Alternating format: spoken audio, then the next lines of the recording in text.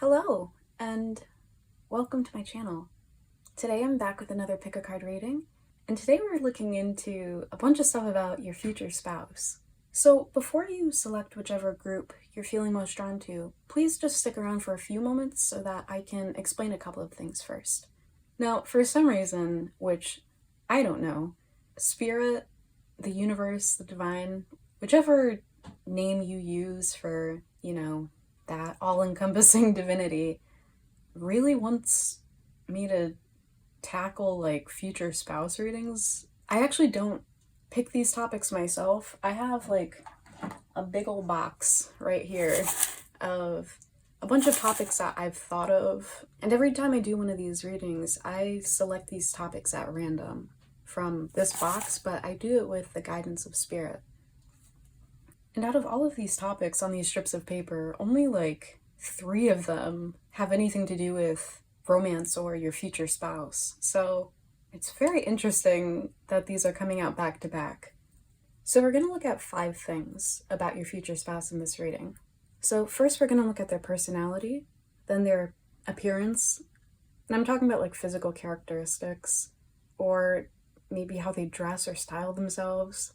We'll look at their career, their interests and hobbies, and finally their hopes, dreams, and goals. And I'm doing this with the intention that these are going to describe your future spouse at the point that you guys come into each other's lives, if you haven't already met. And if you have already met and you know your future spouse, then this will describe them once you guys come back into each other's lives if you are currently not communicating. For messages from your future spouse and advice from the divine and your spirit guides regarding coming into union with your future spouse, you can check out the last reading that I did, and I will put a link here if you want to take a look at that. I'll also put that link in the description for this video, but that's just if you're interested. Of course you don't have to, but it does seem relevant, so I do want to offer it. So anyway, now that that's out the way. Oh, also, if you hear any, like, clanking, that is my heater, and there's truly nothing I can do about it. So I'm sorry if it's a little distracting at times. I do try to edit out, like, the really loud clanks, but there's only so much editing I can do to deal with that. So anyway, there are 3 groups to choose from. We have, for group 1, this raw amethyst cluster.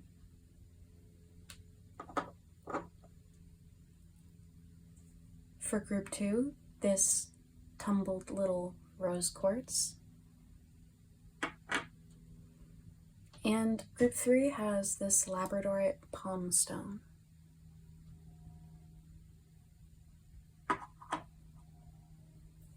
So select whichever group or groups you're feeling most drawn to, and I will see you at your reading. I'll leave timestamps in the description to get straight into each group's reading, but if you do want to look at the shuffling process for each group, I'll also leave timestamps for a time-lapse version of that. So let's get started.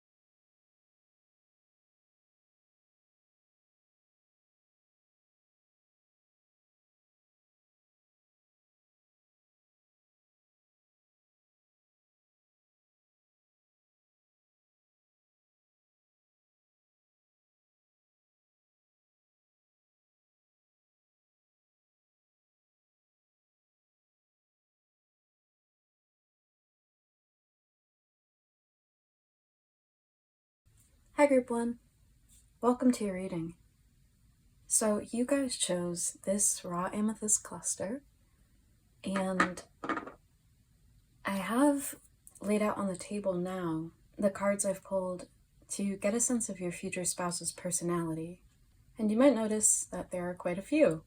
So I'm breaking up this reading into 5 different sections to cover each of the topics that I mentioned in the intro. And if you haven't listened to the intro, I highly recommend that you go back and listen to get a sense of the breakdown for this reading. But I've pre-shuffled all of the cards for each of the sections of this reading that we're looking into. But as you can see, I've put the cards for each of the other 4 topics that we're looking into to the side for now, and we'll go through each topic one at a time. So for your future spouse's personality, we have coming out card 2, the Benefactor, with the affirmation, I enjoy life now as I take steps to realize my new tomorrow. And that came out with card 21, the Seeker. I seek new friends and experiences to expand my awareness. And these cards have illustrations on the other sides, but I'm mainly getting messages from the affirmations on these cards. We also have the Zebra coming out, and this card is associated with the fire element in this deck. For the tarot, we have the Death card coming out, along with the Page of Wands in reverse, and these two came out together. And we have the Six of Pentacles, and we also have the Beggar and the Midas Miser cards. So I'm only really picking up the light attributes from these cards when it comes to your future spouse's personality, because these 2 cards really confirm the messages that we're getting in this Benefactor card, as well as with the Six of Pentacles showing up here. So the light attributes for the Beggar card are confronts empowerment at the level of physical survival, awakens the spiritual authority of humility, compassion, and self-esteem. And I also wrote compassion from or despite hardship. And for the Midas Miser card, the light attributes are entrepreneurial or creative ability to turn anything to gold, delight in sharing life's riches. And I'm particularly drawn to this message of delight in sharing life's riches in this Miser Midas card, which we see reiterated in this Benefactor card and the Six of Pentacles. I think your future spouse is a very generous person. They're a giver, but I think they're a person that understands what it's like to go without and has experienced either firsthand or seen up close what it's like to be in a position of struggling or suffering or experiencing lack, particularly financially, with the Beggar and Midas Miser cards, as well as with the Six of Pentacles. But, this can also be about lack in other forms. But I think, whatever experiences your future spouse has had with these sorts of hardships, it's only made them a more compassionate, giving person.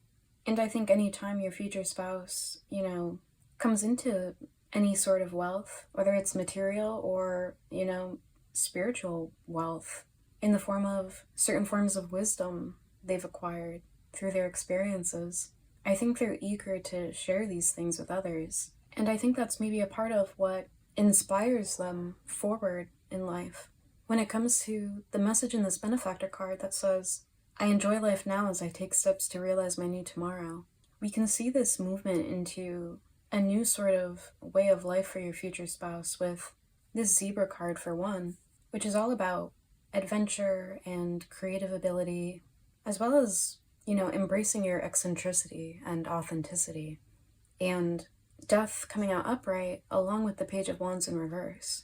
I think your future spouse is actually, at heart, very adventurous, and, I'm not sure if they're actually an extrovert, but I think they have this playfulness and gregarious, adventurous, visionary personality that I think has maybe been something that they haven't fully embodied, at least in their past.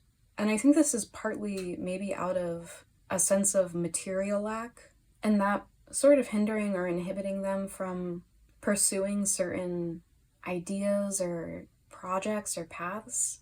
But I think this has also come from a more like emotional or psychological perception of scarcity or fear or doubt about their ability to fully be themselves and express themselves out in the world with this Page of Wands in reverse here.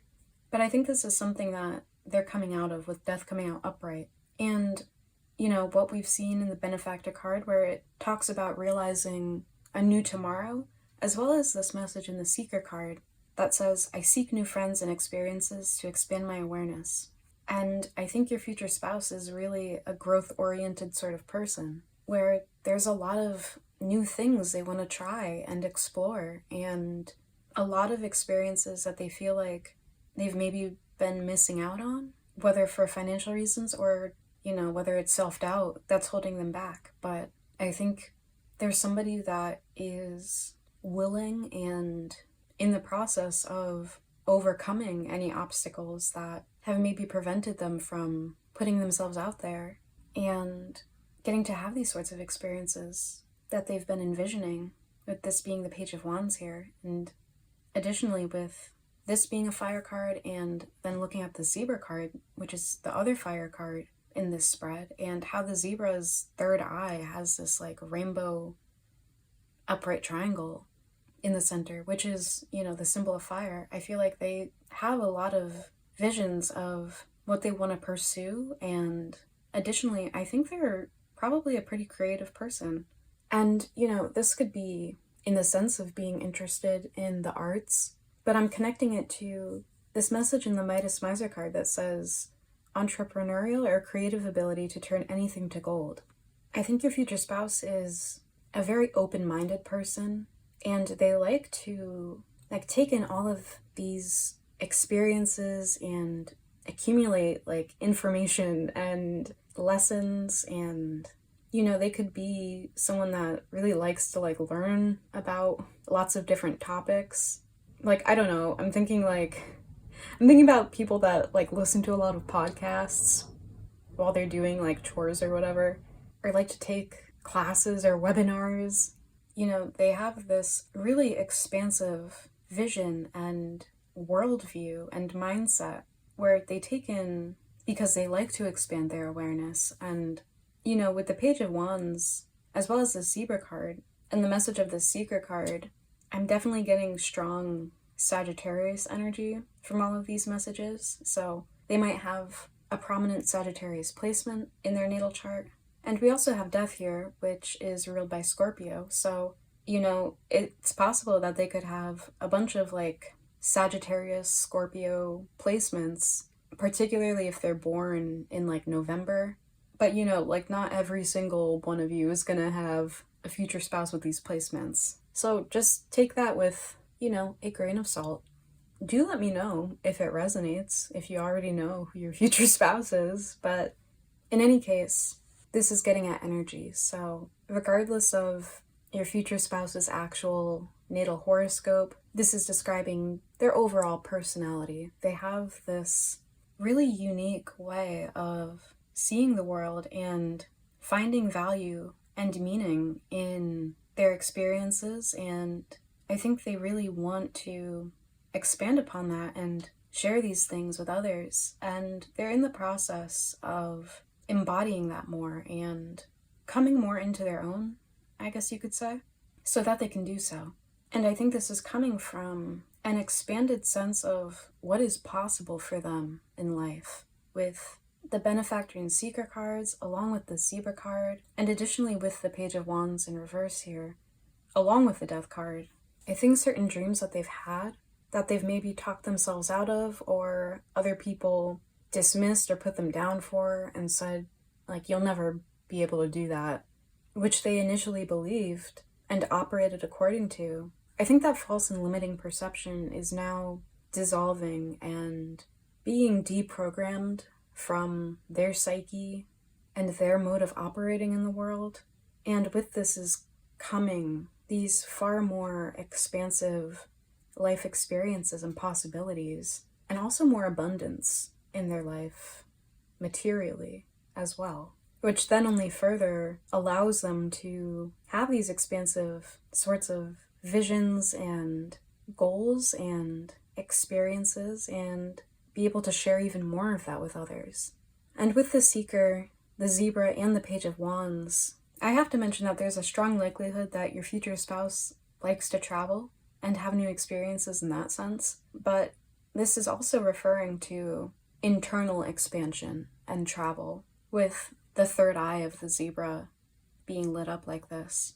And you know, I think they would say that their life experiences, even if they've all happened within the same 50-mile radius, have certainly taught them a lot and caused them to grow as a person. So we're next going to move into your future spouse's appearance. So let me move these out the way really quick. So for your future spouse's appearance, we have coming out.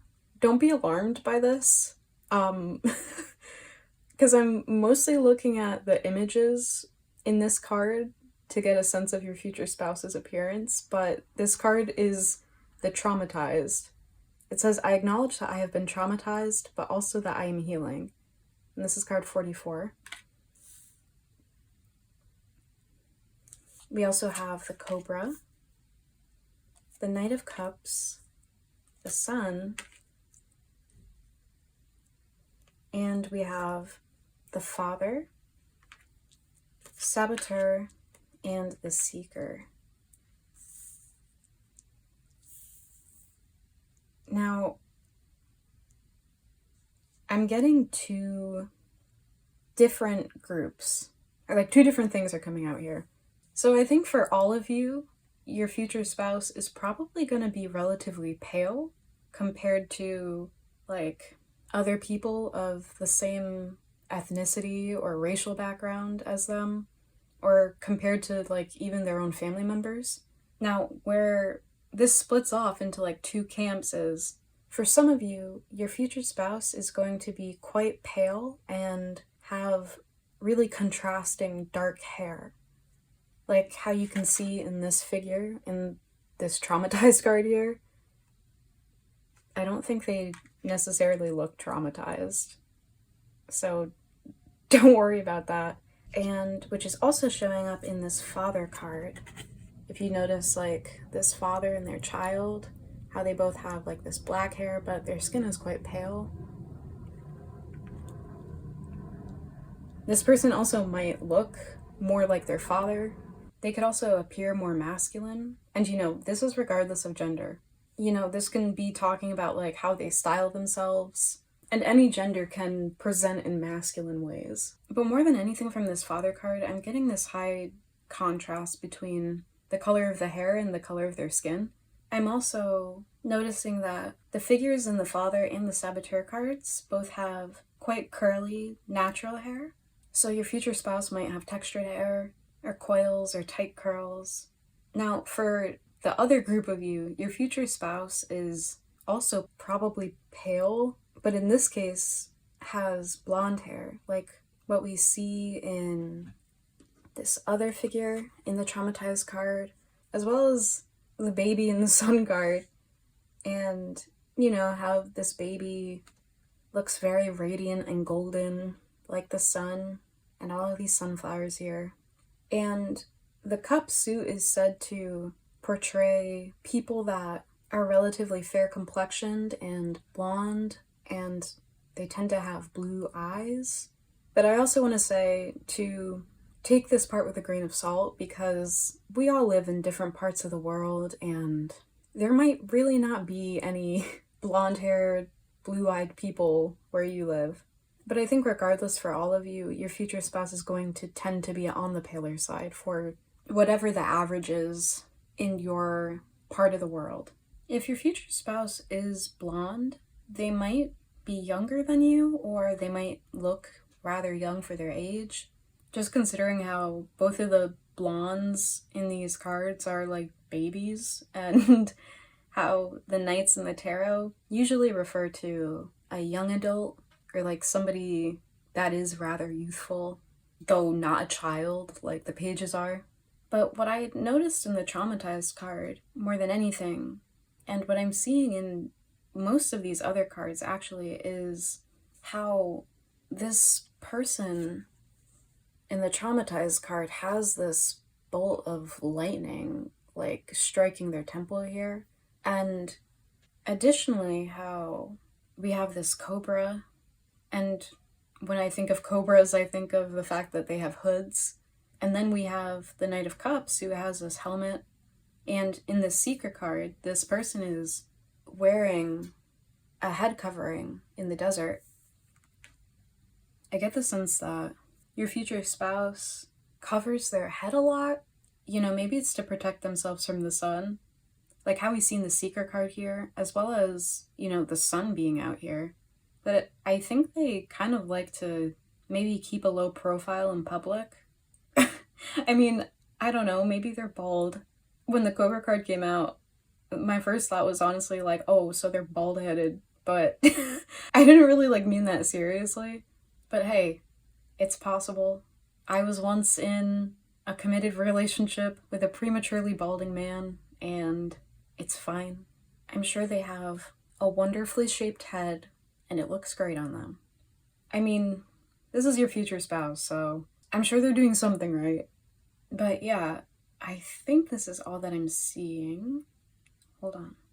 Oh, one thing that I am getting from this that isn't really related to your future spouse's physical appearance, but I think is coming through, is that when I was talking before about how I think your future spouse had been, you know, like put down or sort of talked out of pursuing certain dreams, this could have happened from being conditioned by their literal father or a certain paternal figure in their life earlier on. But I think this more generally is talking about them being programmed to operate in a certain way that I associate with like toxic or hypermasculinity, where there's this overemphasis on, you know, logic and rationality and conventionality, and also to certain like capitalist mindsets of having to work hard to get by and, you know, like wanting to follow your dreams, like we see in the Seeker card here, as well as with the Knight of Cups and the Sun here, that's, you know, for babies and fools or rich people, and it's like pie in the sky to actually follow your dreams. And I think your future spouse is starting to, with the Knight of Cups and the Sun, decide like, you know what, maybe I am a baby and a fool, kind of literally, but I will follow my truth and my inner wisdom with this Cobra card here, wherever it leads me. It's making me think of that Jim Croce song, I Got a Name. I mean, whether or not your future spouse is literally like, fuck you, dad, I do what I want, or whether this is like a more broad, like, screw conventional social expectations, I think this applies. Okay, so next we're going to look at your future spouse's career, so 1 second. So for your future spouse's career, we have card 23, the Experimenter. I am strong and secure enough to experiment as I see fit. Oh, I should also show you the picture. Oh, this is actually reminding me more of that Sagittarius energy with the bow and the arrows here, as well as a sense of like experimentation, and how that reminds me of like Sagittarius's expansive energy that likes to try new things, and additionally how it's connected to the Temperance card in the tarot, and how that card in the Rider-Waite-Smith deck shows an angel performing alchemy and sort of that transmutation process. We also have the Camel, which is again associated with the fire element. For the tarot, we have the Five of Wands in reverse, the Three of Pentacles upright, and the Eight of Swords in reverse. We have the Child Nature card. The light attributes are friendship with animals, communication with nature spirits. And I also wrote authentic unmasked self and inner strength to survive. we additionally have the Warrior card, which says, for the light attributes, strength, skill, discipline, and toughness of will, heroism, stoicism, and self-sacrifice in conquering the ego. And I wrote healthy boundaries and protector of the small and vulnerable as additional light attributes. And finally we have Grace, card 20. Grace, blessing, come to me to set me free. And we have another 44, actually, with new beginnings. Let this magic in my spell clear the space in which I dwell. So there are a few things that I'm picking up. This again might mean that there are a few different camps. For the majority of you, what I'm seeing is that when you and your future spouse come into each other's lives, that your future spouse might be in the process of transitioning from a previous job in which they were working with coworkers that were difficult personalities to deal with the Five of Wands in reverse and then the Three of Pentacles upright. And I think they've decided to liberate themselves from that unhealthy work environment and situation with the message in this Grace card that says, come to me to set me free, and then this new beginnings card with the butterfly here. I think they might be going into freelance work or some form of self-employment with this camel card coming out. And maybe this transition wasn't by choice, considering this camel is traveling through a desert, and we have these cards here that talk about having the inner strength to survive. Maybe this job transition is coming through an initial period of hardship or scarcity, which is maybe what we were seeing in the beginning of your reading. But this is also making me think of that Seeker card and how the Seeker was traveling through the desert. I think these cards are additionally talking about having the inner strength and resources to withstand any perceived scarcity that may come with going a more untrodden, uncharted route, or taking their chances and striking out on their own. For a few of you, I do see your future spouse maybe being an advocate for more vulnerable members of society or animals.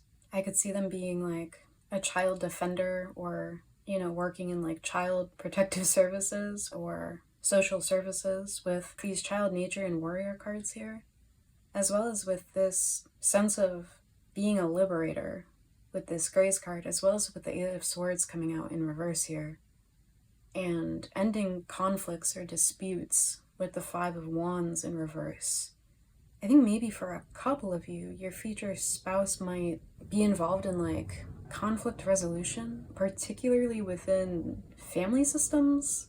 One more thing I'm noticing is that we have two 5s showing up here, with the 23 in the Experimenter and the digits adding up to 5 in the Five of Wands.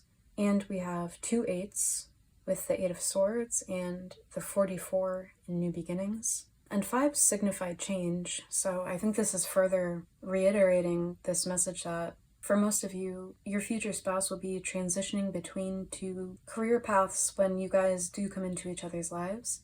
And 8s to me signify courage and strength, and I think this speaks to the strength and courage required for your future spouse to make this job change, which for some of them might look like turning down a seemingly cushy job and accepting a period of uncertainty and struggle in order to choose an ultimately more fulfilling path. I think this can also be referring to those of you that do have a future spouse who is a protector of children or other vulnerable populations. But again, I think that's for fewer of you that applies. So next we'll look into your future spouse's interests and hobbies. I just remembered, I actually laughed when this card came out. So we have card 18, the Warrior. I can handle whatever life brings to me. And that also came out with card 38, the Tamer. I believe my cause to be just without anger at those who disagree. I also pulled 2 extra cards from this deck for you guys, and you'll maybe see why I wanted to get a little more in a second. But we have card 43, the Sovereign. I am my authentic self, and no one has dominion over me. And card 27, the Fighters. I fight my resistance to accepting the dualities of life. We also have the Rabbit, associated with the earth element, as well as the Dragon, which is associated with the spirit element in this deck. For the tarot, we have the 9 of Cups, the 4 of Wands in reverse, the 10 of Cups in reverse, and the 9 of Swords upright. We then have the Hero or Heroine. The light attribute is passion for a journey of personal empowerment. And I also wrote, knows how to assert own rights, says it with their chest, and will throw down when necessary. And we also have the Fool. The light attributes are fearlessly revealing emotion, helping people laugh at absurdity and hypocrisy. And finally, we have card 42, Organization. Purpose, planning, efficiency now come to me so easily. And when I got these cards for your future spouse's hobbies and interests, I just laughed and laughed because over and over again, I just got the same message that your future spouse just likes to be nervous and fret. I mean, the very first card that came out was this Warrior card that says, I can handle whatever life brings to me. And we also have this Rabbit card, along with the 9 of Swords. Now here's the thing.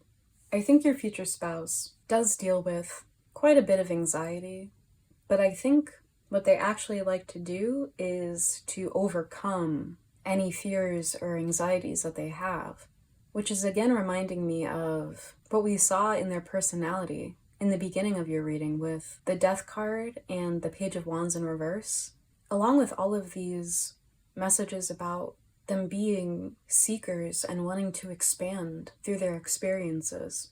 Which is why after the Warrior card, then we get the Tamer card. And similarly, following the Rabbit card, we have this Dragon card coming out from this Animal Spirit deck.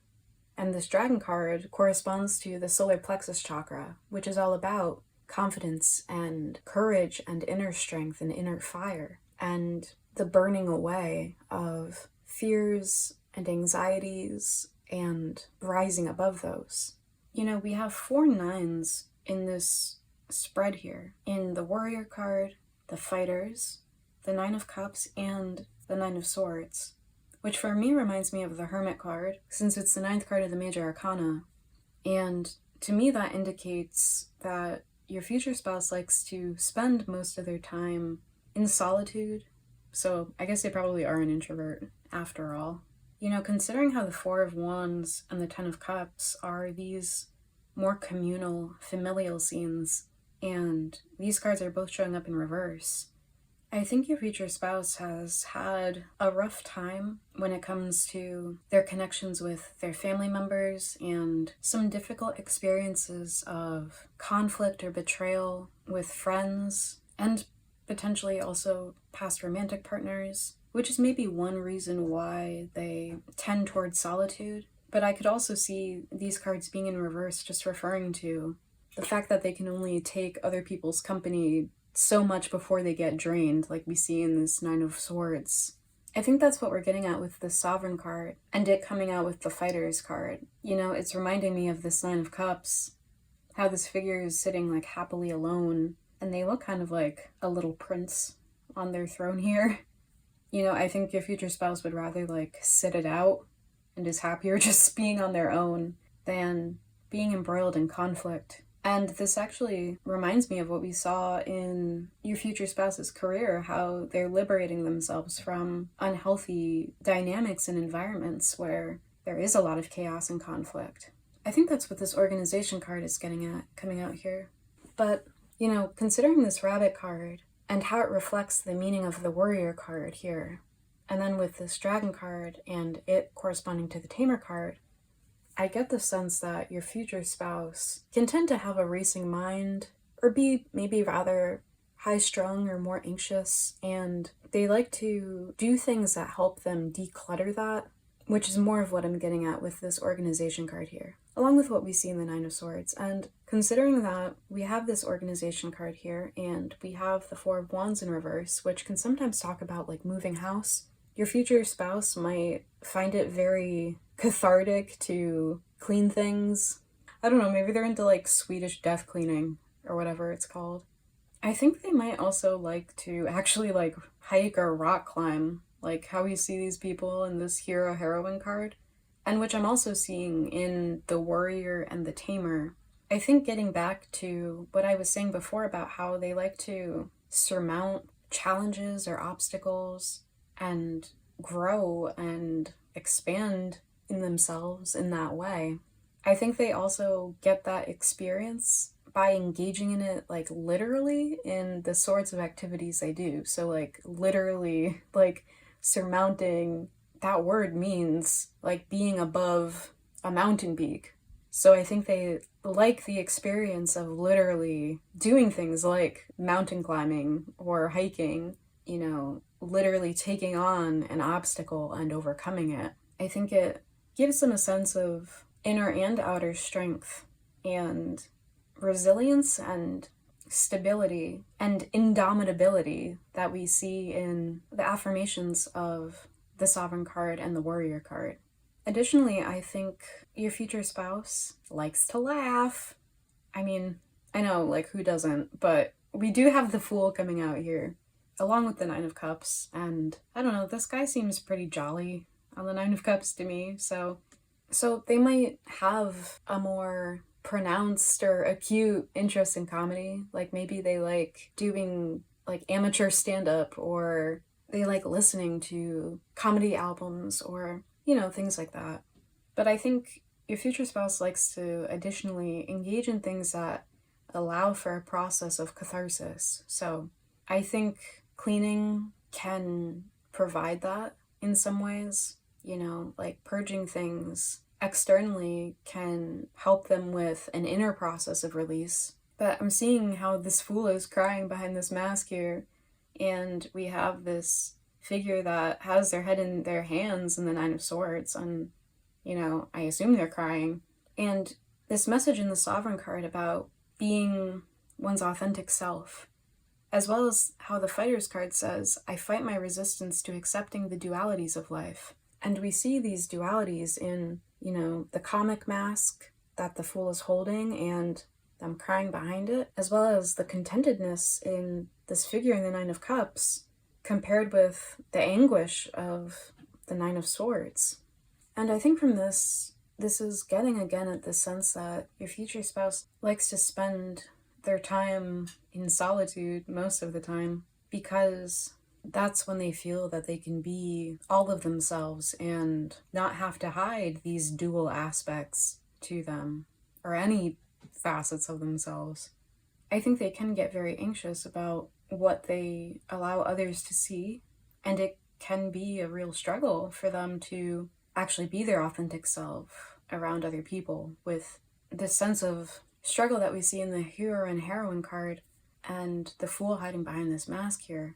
So I think they find it just easier and less stressful to spend their time alone. I mean, I think they genuinely do need quite a bit of time to just be with themselves in their own energy. But I do think there is a side to your future spouse that is very extroverted and gregarious, that has maybe been suppressed or not tapped into as much because of these anxieties, that they're now, or that they will be embodying more when you do come into each other's lives. One more thing that keeps popping out to me is how these little people well, I guess little people means something specific. These smaller figures in this organization card are like spinning wool, I think that is what they're doing. And my eye keeps being drawn to the quilt in the Nine of Swords here. So for some of you, your future spouse is an avid like quilter or knitter or crochet person. they like to dabble in the textile arts. They like to do all sorts of stitches and knits and knots. Again, I think this is like something that can be really cathartic for them, especially if they have like a racing mind or like a lot of frenetic energy and fidgety hands. So I think that's all I'm seeing with these cards. So let me move these out the way, and we will finish with your future spouse's hopes, dreams, and goals. So if you didn't listen to the intro, even though I strongly encouraged you to, it's fine. But if you didn't, I mentioned in the intro that if you're interested in hearing messages from your future spouse and advice from your guides about coming into union with them, I actually looked into that in my last pick a card reading, and I will leave the link to that in the description. But again, you don't have to look at it. It's just there in case you want to. Also, if you're enjoying this reading, I'd really appreciate if you gave this video a like. If you haven't already done so, it would also really help me out if you subscribe to this channel, since I'd like to grow it and share more readings with you guys. And additionally, I would really love to hear about your experience with this reading, so please feel free to leave a comment below and share your thoughts. So for your future spouse's hopes, dreams, and goals, we have card 14, the Manifester, with the affirmation, I am manifesting what I see in my mind's eye. And we also have card 33, the Truthful. I speak my truth and expect everyone I care about to do so too. This is coming out with the Scorpion, another fire card. And for the tarot, we have the Emperor, the Two of Pentacles. Oh yeah, I remember, you guys got like a lot of tarot cards. Hold on. So we have the Emperor, the Two of Pentacles, Justice, Strength, and the Fool. And Strength and the Fool came out like in a chunk together. So we also have Gossip. The light attributes are awakens consideration for the feelings of others, honoring trust. And we also have the Priest with the light attributes, facilitates spiritual commitments, serves as a channel of spiritual energy. And I also wrote ritual ordination and leads by example. And finally, we have card 4, Beauty. I have a form which is divine. I allow what is within to shine.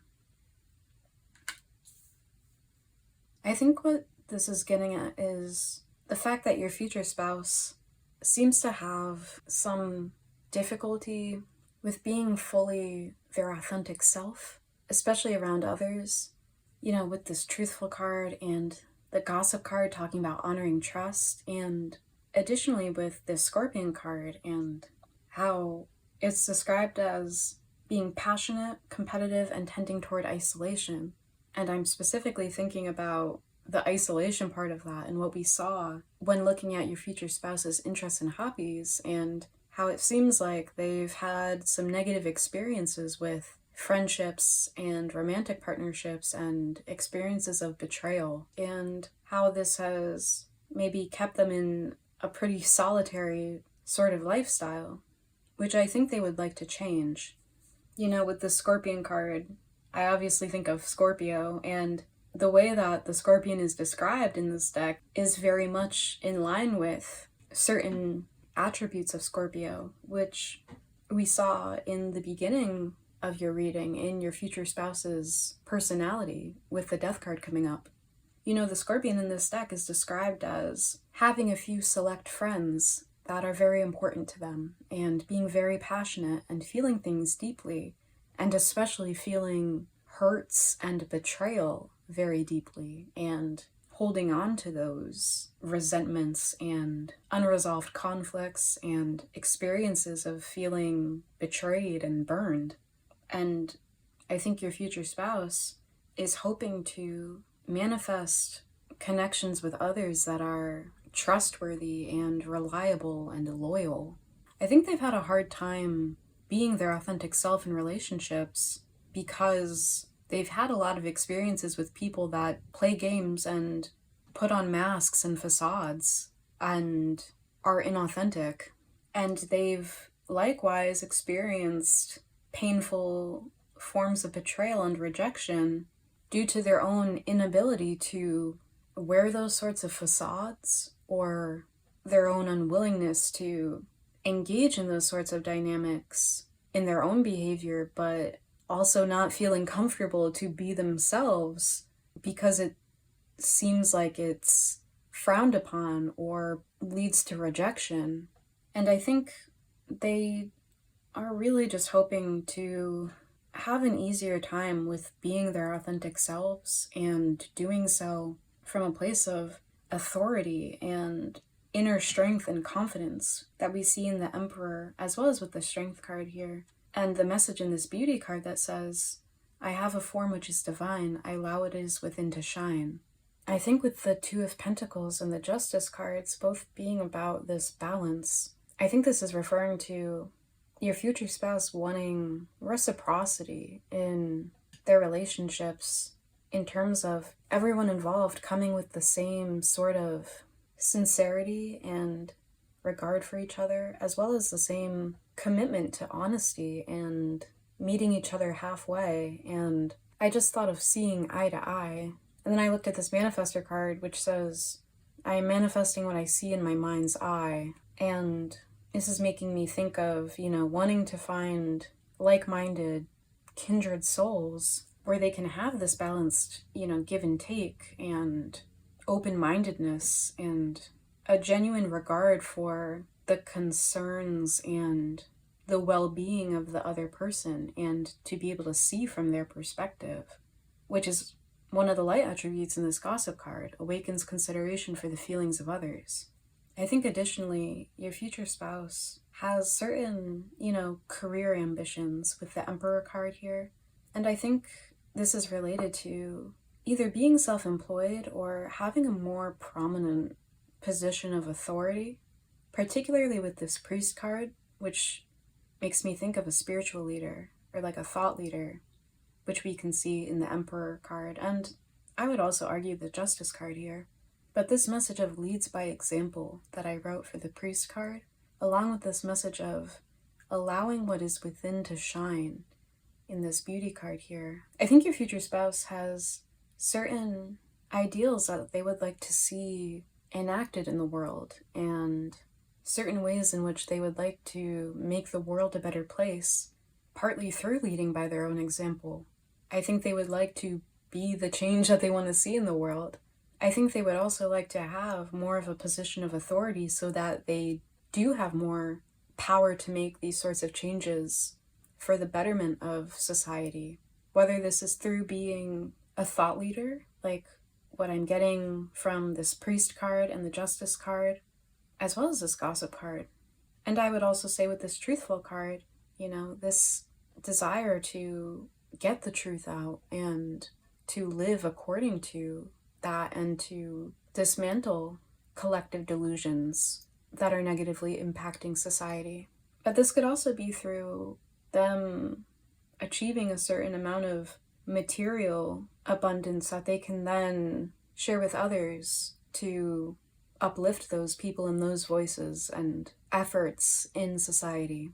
And this is connecting back to what we saw in your future spouse's personality, how they have a lot of big goals and dreams and ideas about what they want for themselves and their own lives, as well as for the world more broadly. And they have this really expansive worldview, which is what we saw in the Zebra card and in the Page of Wands in the first part of the reading. And we're seeing it reiterated here with this message of manifesting what they see in their mind's eye. They dream of balancing the scales in their own life because, like what we saw in the beginning with the Beggar card and then the Midas Miser card, I think they themselves are perhaps an example of experiencing both extremes. And it's something that we also saw in the last part of this reading, that they've experienced both the highs and the lows. So I think they've maybe experienced more hardship earlier on in their life, but are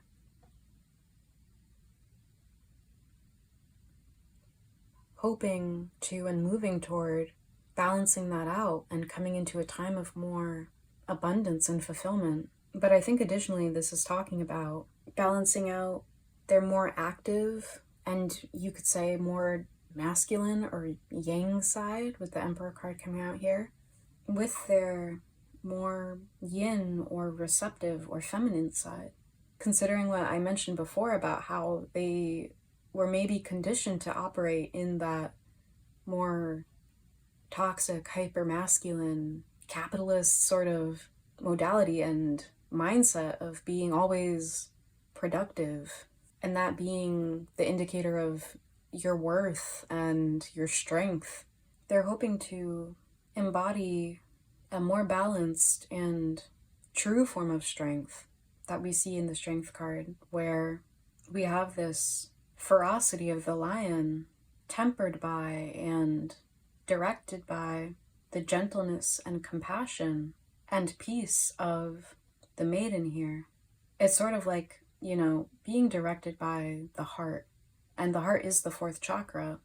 So I'm connecting it to the message of this beauty card as well as the Emperor card showing up here. You know, it's this active energy and direction of willpower and command that we see in the Emperor card, but that being in service of the heart and the soul and that pure inner light that animates them and inspires them forward in life, which is another way of talking about the soul and is also what connects them to the divine. And we can see it guiding them in the Fool card here.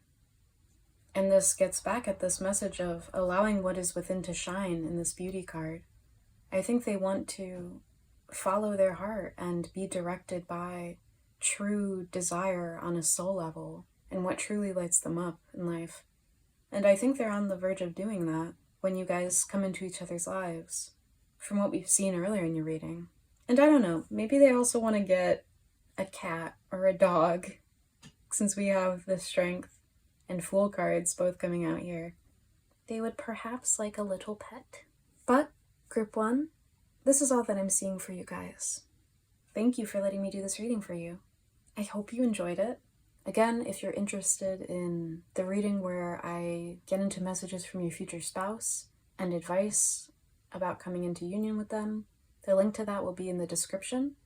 If you did enjoy this reading, I'd really appreciate if you gave this video a like. It helps this video reach more people and it helps me out a lot. It would also be super helpful if you subscribe to this channel if you haven't already done so. I'd also love to hear your thoughts about this reading, so please feel free to share in the comments. All of these things really help this channel to grow, and I would like to grow it so that I can share more of these readings with you guys. Hopefully I'll connect to you again in future readings, but in any case, take care. Bye!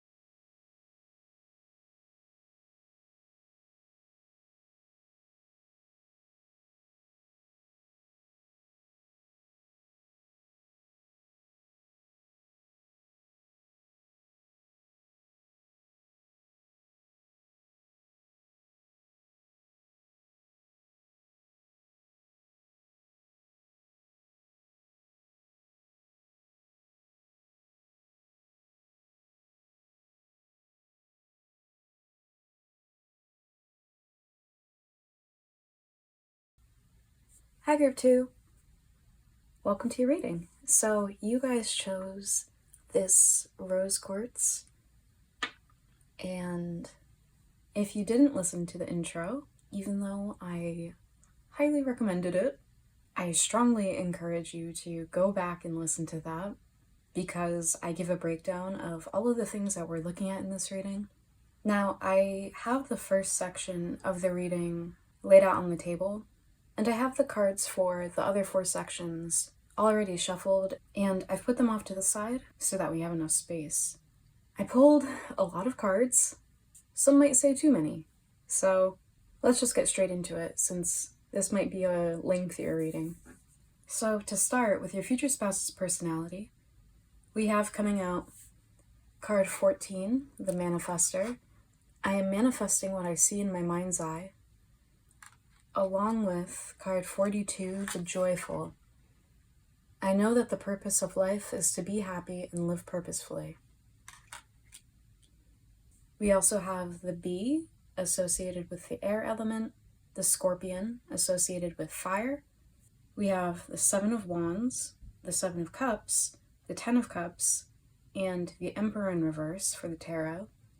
And lastly, we have the Storyteller, and the light attributes are ability to experience and express life through stories and symbols. And I'm not really picking up the shadow attributes from this card, but if you're interested, the shadow attributes are making up tales that harm others. And I also wrote lies to avoid accountability and distorted narratives. We have the Healer. The light attributes are passion to serve others by repairing the body, mind, and spirit. Ability to help transform pain into healing. And the shadow attributes are taking advantage of those who need help, failing to care for oneself. And the Poet, whose light attributes are expresses soul insights in symbolic language. And I also wrote gifted in insightful self-expression and powerful command of language, manifests transformation through talent with communication. The shadow attributes are turns a lyric gift to negative or destructive effect. And I also wrote afraid to use one's voice, liar, and verbally abusive or harmful. But for all of these archetypes cards, I'm only really picking up the light attributes from them. So I'm getting a few things for your future spouse's personality.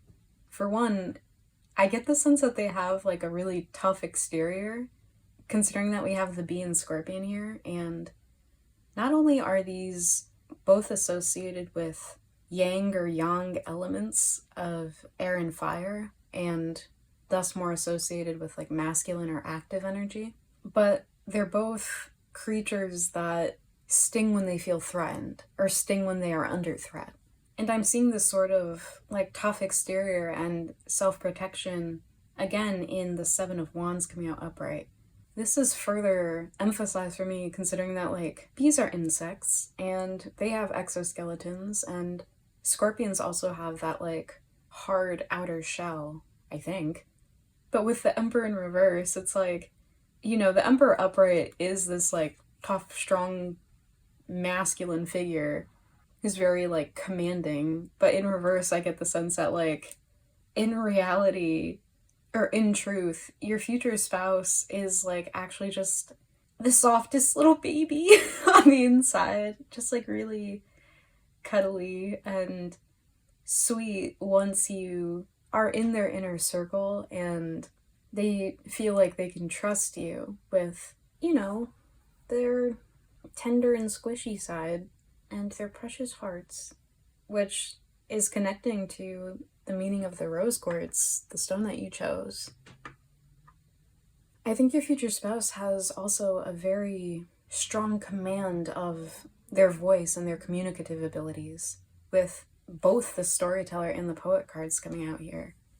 And, you know, I think sometimes if they're put to it, they can use their voice to clap back or like defend themselves or others if necessary. And, you know, I think they're very sweet in nature, and I don't think they intentionally use their voice to harm anybody. I think though that like they're very witty and like quick with comebacks, and I think anyone that gets on their bad side or, like fucks around certainly doesn't want to find out because they're gonna get their feelings hurt. But that's like not the intention of your future spouse at all. Some people just can't handle that level of honesty, I guess. But anyway, I think your future spouse also does have very strong manifesting abilities with this manifestor card coming out, which says, I am manifesting what I see in my mind's eye. And that mirroring to me the Seven of Cups coming out upright. I get the sense that your future spouse has several ideas, dreams, and goals that they'd like to bring into their life and materialize, which are connected to their sense of what it means to live a joyful and purposeful life, like we see in the Joyful card here, which I see also in the Ten of Cups coming out upright here. And both of these things are, to me, connecting to the message I wrote on this poet card that says, manifests transformation through talent with communication. So I think your future spouse uses their voice and their communication in some way to fulfill their purpose in the world. And I think this is connected to healing themselves and others in some way with this healer card also coming out. This could be through music, through writing, whether this is novels or poetry or lyrics. And I think that your future spouse channels and works through their own maybe more painful experiences and feelings that have maybe contributed to them developing this tough exterior with the Bee in Scorpion and the Seven of Wands.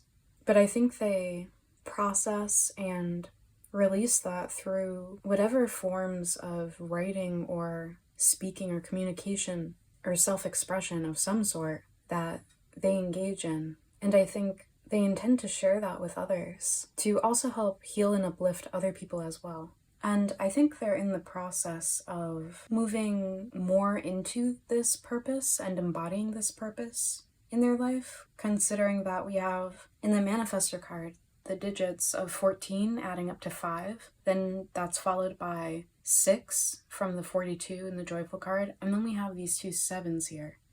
So we have 5, 6, 7, which I think of as, taking gradual steps toward actually seeing this manifestation that they're working on. And, this is going to differ since not all of you are going to have the same future spouse. But if I didn't mention music already, I think I did. But, a lot of them might be musicians, but there's definitely this dreamy energy coming through with these two cup cards here.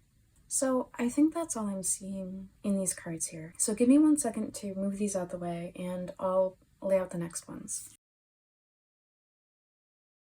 Okay, so next, for your future spouse's appearance. So we have card 18, the Warrior. I can handle whatever life brings to me. And, I should mention or show you, it looks like this on the other side. Hopefully you can see it clearly. We also have card 13, the Initiator. I overcome resistance and do what must be done now, which looks like this. And we have card 33, the Truthful. I speak my truth and expect everyone I care about to do so too.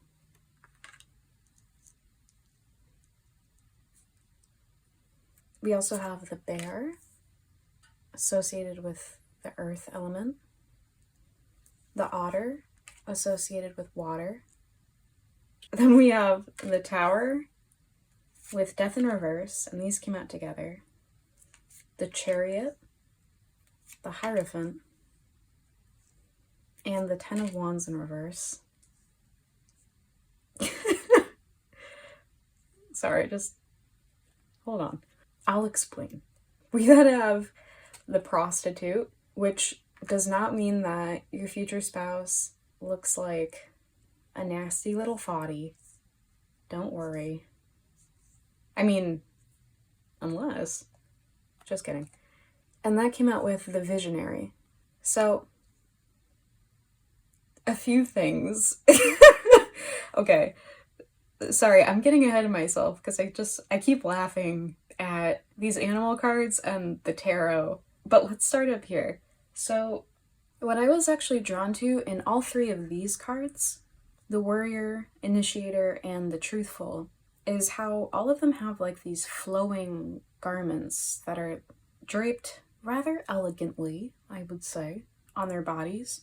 And what I get from this is like, I think your future spouse likes, and this might vary a bit amongst you, but I could see this either meaning your future spouse is into like a more like bohemian or like boho chic sort of style with those flowy, loose sorts of fabrics. I could also see it meaning that they like to dress in like looser fitting and airier sorts of fabrics for comfort. But additionally, I think it could mean that they have like a rather like statuesque appearance, because all of these figures like have that sort of Grecian or Roman, I don't know, classical or like antiquity sort of dress that reminds me of Greco-Roman statues and antiquity more broadly. So maybe this is in reference to like their physical frame. This could also apply to like their facial features. They might have like a Roman or aquiline nose, perhaps.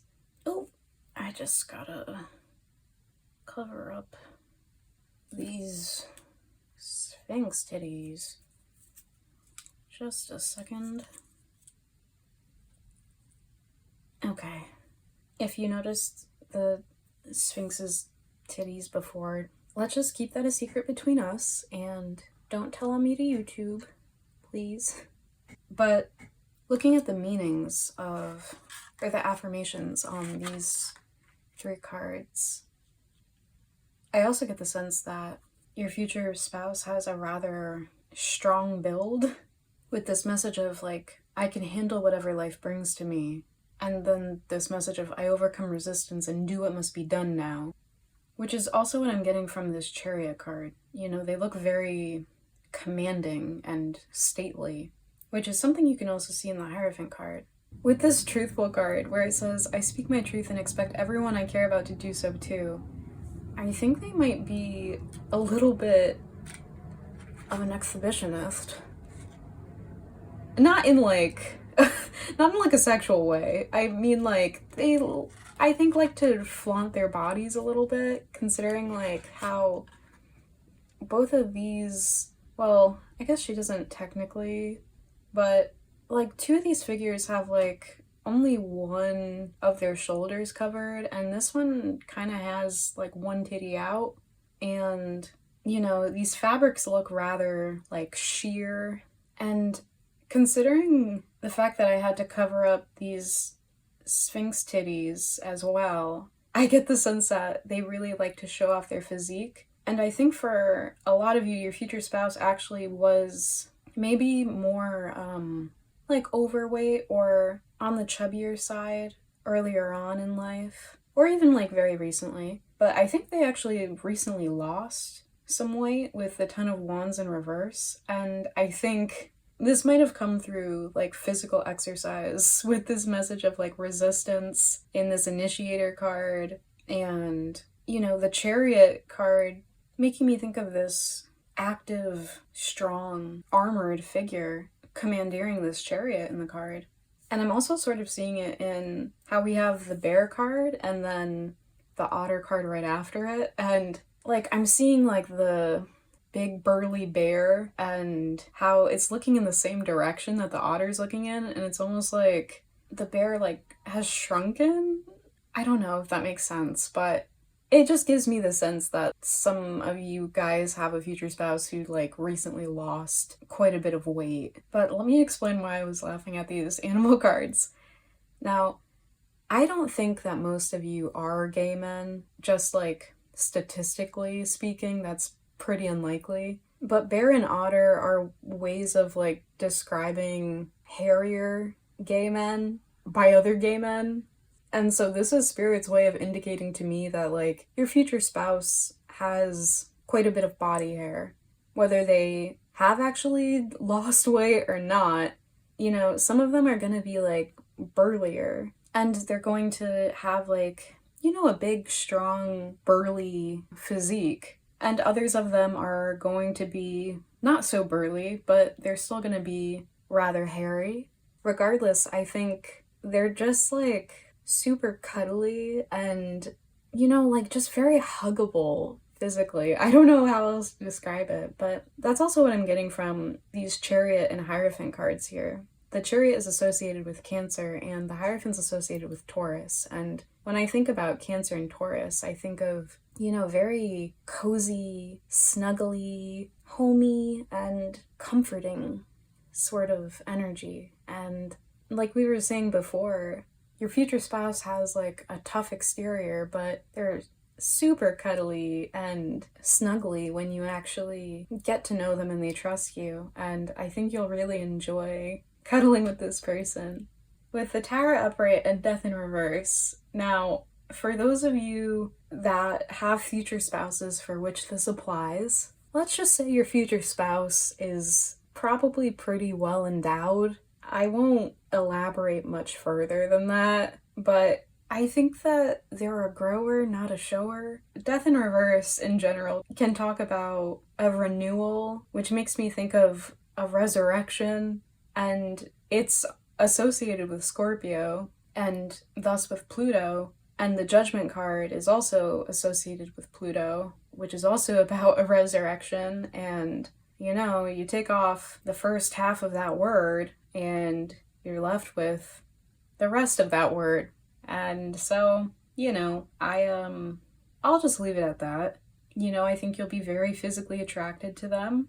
They are your future spouse, so I would hope so. But anyway, with the Prostitute card here and this person being covered with all this money, I get the sense that your future spouse likes to wear, you know, more luxurious sorts of fabrics, and maybe they do spend more money on their clothing. With this Visionary card, I get the sense that they're more on the cutting edge of fashion, which is maybe related to how much money that they invest in their clothing. But yeah, I think they're generally more fashion forward when it comes to their personal style.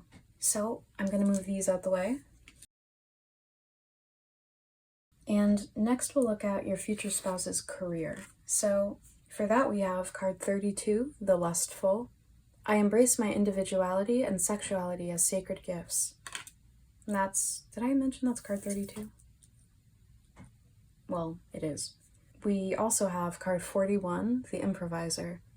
I effortlessly adapt to deal with unexpected circumstances. We also have the Firefly, associated with the air element, the Crocodile, associated with water, and the Cosmic Egg, which is associated with spirit in this deck. For the Tarot, we have the Three of Swords, the King of Swords, the Knight of Cups, the Three of Pentacles, and this Three of Pentacles came out with the Queen of Swords together. We also have Child Magickal. The light attributes are seeing the potential for sacred beauty in all things, the belief that everything is possible. I also wrote Transcends and Wisdom and Courage in the Face of Strife. We also have the Servant. The light attribute is delight in serving others with a free and loving heart. And the Gambler. The light attribute is willingness to follow intuition even when others doubt you. And I'm only reading the light attributes for these because I'm not really picking up on the shadow attributes. And finally we have card 43, Harvest. As the waves of the ocean are infinite, as the trees in the forest grow tall, let my work now bring me to harvest. I am ready to receive my all. And that came out with card 12, Success. Success that's true belongs to me. Success with honor, integrity.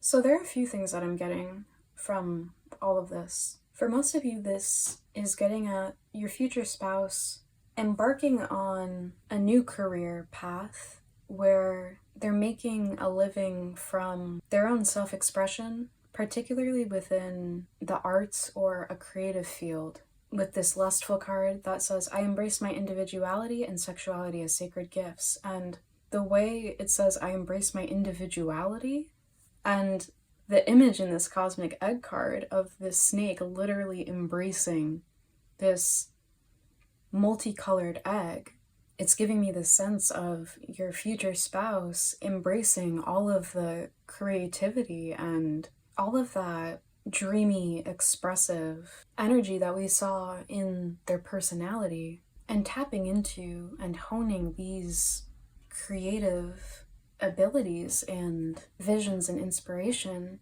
and their talent for self-expression that they have to shine their light out in the world with this Firefly card here. And I'm seeing this further confirmed with this Child Magickal card and this Gambler card. You know, the sense that they're following their inner light, which I associate with the inner child that believes all things are possible and recognizes the light and abundance and beauty and all of the possibilities, both within themselves and within life and in the world, and allows those to guide them through life, which we're also seeing in this Gambler card here. This willingness to follow intuition even when others doubt you, which is, you know, following that knowing that comes from one's soul and one's inner light and allowing that to be your guide. I think your future spouse has previously been in a position of doing things by the book with the King of Swords here, playing it safe and having a normie job, which I think left them feeling very dissatisfied and unfulfilled in life and internally with the Three of Swords here. And I think by the time that you guys come into each other's lives, they will be embarking on a path more aligned with their hopes and dreams and their soul's purpose and their sense of inner fulfillment with this Knight of Cups coming out up right here. And I think part of this purpose is sharing this with the world, the way that the Knight of Cups has his cup held out and it being underneath the Firefly here, and, you know, the Firefly being this source of inspiration, this light shining in the dark.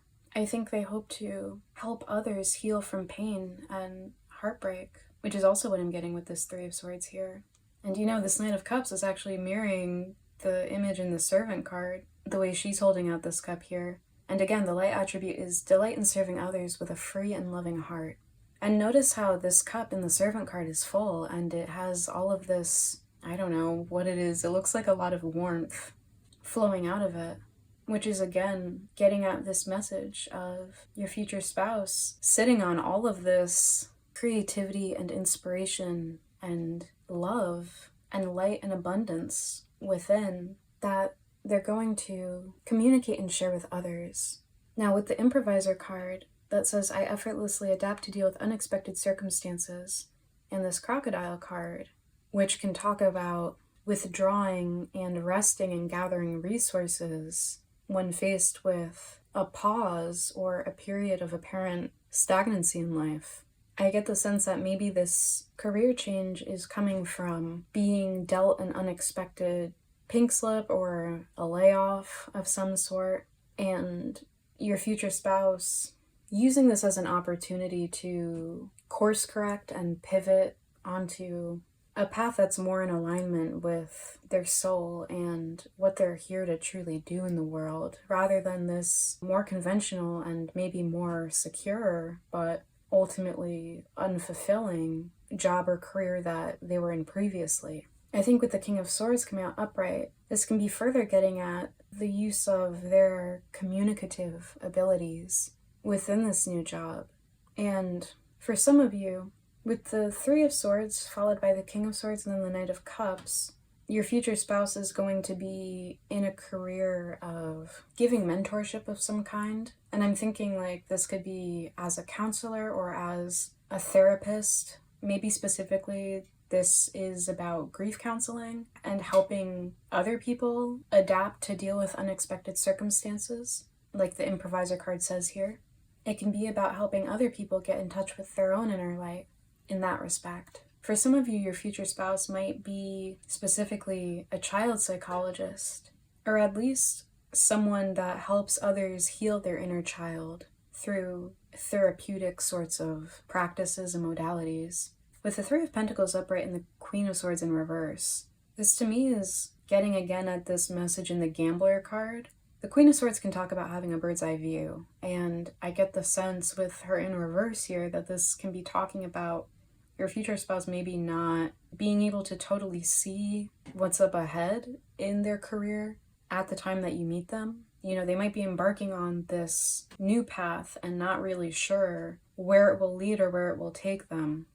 And again, are feeling like they're dealing with unexpected circumstances and trying to adapt and figure things out still. But with the harvest and success cards here and the abundance that's depicted in both of them, I get the sense that for your future spouse, whatever path this ends up being specifically, it's going to be very financially and materially lucrative for them. And they might not be able to see it in the beginning or at the time that the two of you come into each other's lives. And they might be in a period of feeling rather stagnant or uncertain of what their resources are and what they will have resource-wise as a result of embarking on this new path. And especially for those of them that are going into something related to the arts. But I think their willingness to follow their intuition and follow the urgings of their soul will pay off for them. And one other thing that was coming up that I imagine would only be for a couple of you is your future spouse might be like a fertility doctor?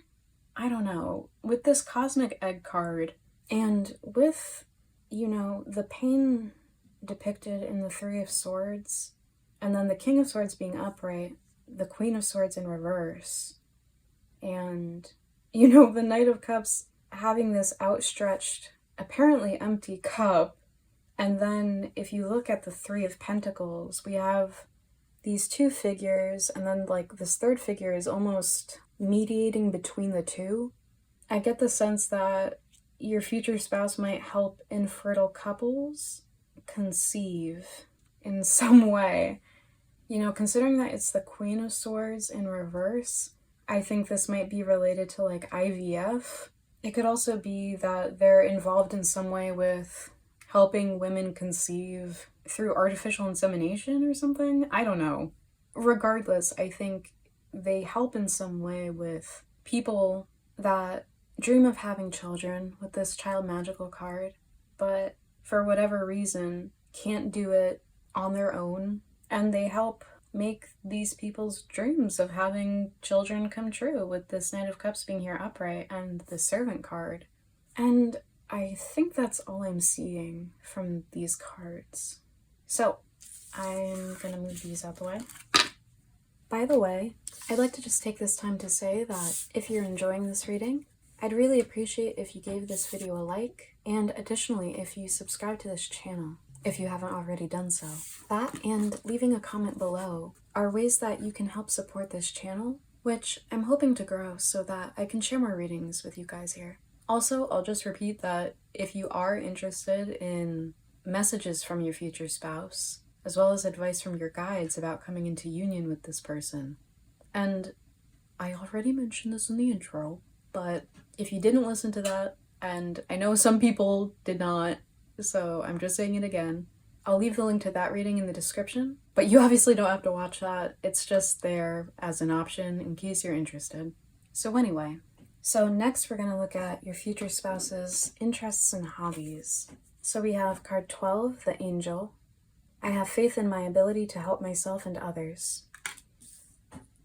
We also have card 49, the Summoner. I ask for what I want because I deserve to get it. We have the Elephant, associated with fire, the Wolf, associated with earth, and for the tarot we have the World card, which I'm going to cover. That came out with the Three of Wands. We have the Page of Cups and the Ten of Swords. We have the Virgin, whose light attributes are maintaining symbolic purity of heart and spirit. And I also wrote untouchable. And these two came out. We have the Exorcist. The light attribute is freeing yourself and others of destructive impulses. And that came out with Guide. the light attribute is represents the nature of the divine in life and in yourself. And I also wrote a few things with this card. For the light attributes I wrote, teaches spiritual lessons through their embodiment, and remains receptive to love and the divine through strife, doubt, or betrayal. I also wrote, retains and affirms empathy through hardship. And last, we have card 45, dream sweet, sleep deep. Sleep that's deep and lasts till morn. Wondrous dreams for days reborn. And card 18, best possible decision. Artemis, goddess of the bow, help me see what must be known. So from these cards, I think your future spouse is involved with activism for various sorts of causes, with the angel card about having faith in one's ability to help self and others, and this world card along with the Three of Wands here. I think they have high ideals for making the world a better place and intend to see that made good on through activism. And this wolf card is also connected to activism and being a leader within one's community, which I'm also picking up from the exorcist and guide cards coming out. You know, I think they would like to see society freed of destructive impulses and would like to liberate all of us, and also tries to embody their politics in their actions with this guide card, as well as with this angel card and this virgin card, which again says maintaining symbolic purity of heart and spirit. The way that the elephant is carrying this flame with its trunk, and the way in this guide card this figure is holding this light in their lantern, I think your future spouse has a lovely sense of compassion and justice for all, and has a really good sense of what is true and just and truly in service of the highest and greatest good, and what is rooted in delusion or fear or greed fueled by the illusion of scarcity, and how that connects to the ways in which both other people and the earth itself are abused and exploited with the world card here. And they hope to make the world a better place through their example and through sharing their insights and their inner light, like we were talking about both with the elephant and the guide cards. And notice how the elephant has this jewel in its third eye, again getting at this sense of insight.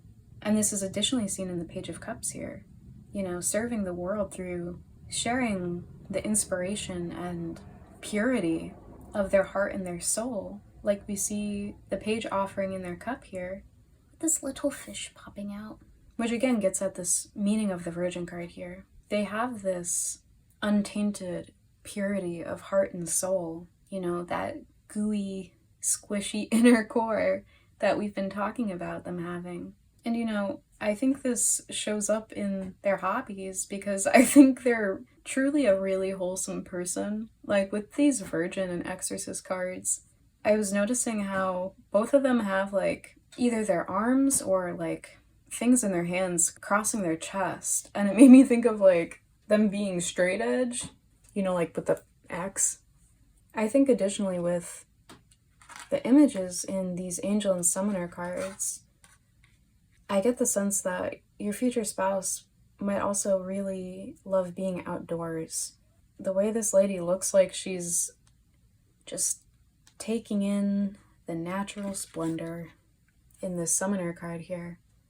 And with the World card showing up with the Three of Wands, sometimes this guy reminds me of like someone having gone for a hike, standing on a mountain with their hiking staff. So maybe your future spouse is someone who does a lot of outdoor activities. But in both of these cards, these figures both have their right hand outstretched, which is mirroring what we see in the Page of Cups here, with their right hand outstretched with this cup and this fish. And if we look back at the affirmations for these cards, the Angel and the Summoner, and, you know, the fact that they are the Angel and the Summoner, I get the sense that your future spouse also is maybe interested in self-help or self-improvement, and that being connected as well to an interest in spirituality of some form. And when I think of that, I think of going to like AA meetings, especially with this Exorcist card about freeing yourself and others of destructive impulses, and the Virgin card about maintaining purity, and what I was saying before about being straight edge or like being sober. And I know in AA people have sponsors, which connects to me to this guide card and this angel card as well. And you know, this could be any sort of like anonymous sort of group. There are all sorts of them. Take it as it applies. But what I was saying about all of these figures having these outstretched right arms, and then like in the guide card, this person has this owl on their right arm, indicating a source of wisdom guiding them. You know, I get the sense that this all has to do with your future spouse really focusing on maybe changing certain mindsets or programming or behaviors that were steering them in the wrong direction, or maybe closing them off from being able to experience a healthier, more fulfilling sort of life, full of the sorts of experiences and things that they do want, and also learning that they deserve to have a fulfilling, healthy life, like it says in the Summoner card here. And through that, releasing of these destructive impulses that we're seeing in the Exorcist card, and this return to a more open and pure state in the Page of Cups and the Virgin card here. It's allowing them to be more open and receptive to what they truly want and deserve. And I think it's also allowing them to connect more to a sense of their own soul and a sense of a higher power and something divine with the angel and guide cards here, as well as with this best possible decision card. I think that might be something that they're interested in looking more into, because I think some of them feel like there was some sort of a higher power or a guardian or guiding spirit or even person in real life that helped them in some crucial way or in some crucial moment. And this is maybe even something internal, like a moment in which their own soul or their own intuition steered them clear of something. But additionally, I think with this Dream Sweet Sleep Deep card, I think they also really like to cuddle and nap. And I also think they're like more generally a homebody, which I also see with the Ten of Swords and this guy just laying like face down on the ground. They may also be really into like getting massages or acupuncture with all these swords in this guy's back. But with the numbers in both of these cards reducing to 9, I get the sense that your future spouse likes to do a lot of these things in solitude or needs quite a bit of time to recharge on their own. And with 3 3s actually showing up in the spread as well, in the Angel card, the World, and the 3 of Wands, this might have to do with the fact that I think your future spouse also really enjoys doing creative sorts of projects and engaging in forms of creative self-expression with the Page of Cups coming out here. And I think your future spouse would honestly like to connect more with other people at times, considering that we have these 2 9s here, and we have this Wolf card, which makes me think of being a lone wolf, and this Virgin card, which for the shadow attribute says fear of intimate union. I think your future spouse might feel a little isolated at times, or feel like they don't get out enough, and I think they would like to find ways of connecting more with others and be able to offer their fishy in their cup to other people more, so to speak. So that's all I'm seeing here. So lastly, we're going to look at your future spouse's biggest hopes, dreams, and goals. And for that we have card 3, the Storyteller. I have the right to speak because I listen when others speak. And this is really interesting because the Storyteller in another deck came out for your future spouse's personality. We also had coming out the Warrior, which is card 1, and 46, the Inspiration. And these came out together. So the Warrior says, I ask for what I want because I deserve to get what I want. Okay. And the inspiration says, I allow inspiration to fill me so I can inspire others.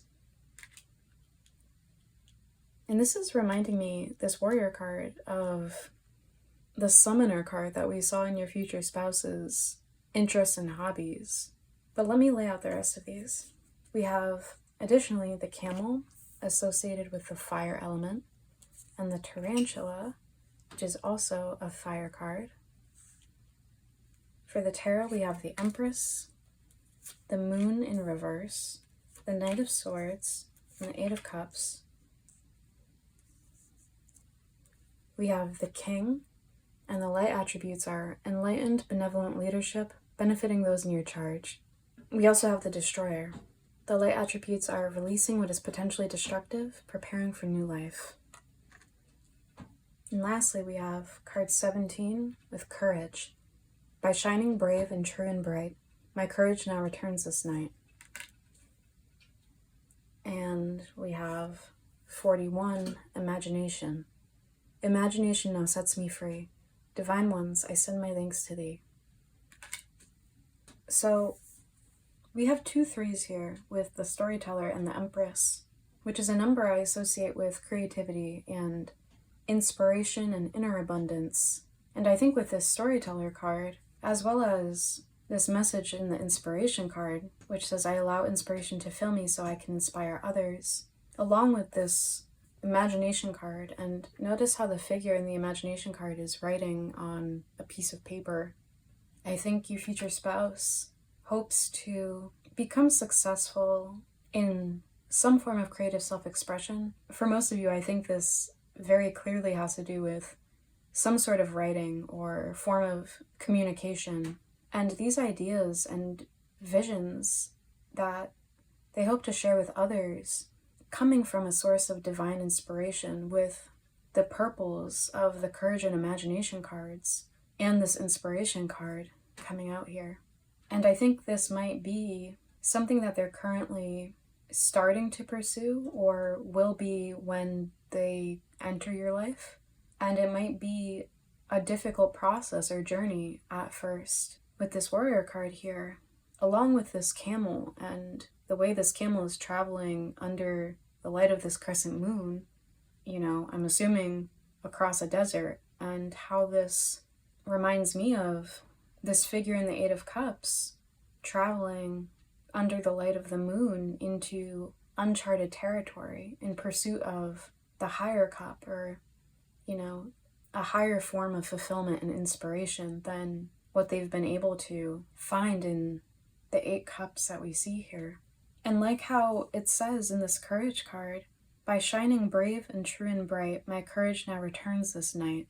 I think they hope to be able to pass through this maybe difficult process that might feel dark or obscured from view, where they feel like they're navigating uncharted territory and guided by the light of their soul and their inner knowing, and that sense of purpose that they feel so deeply on a soul level, and be able to pursue their dharma, which is what this tarantula card is about.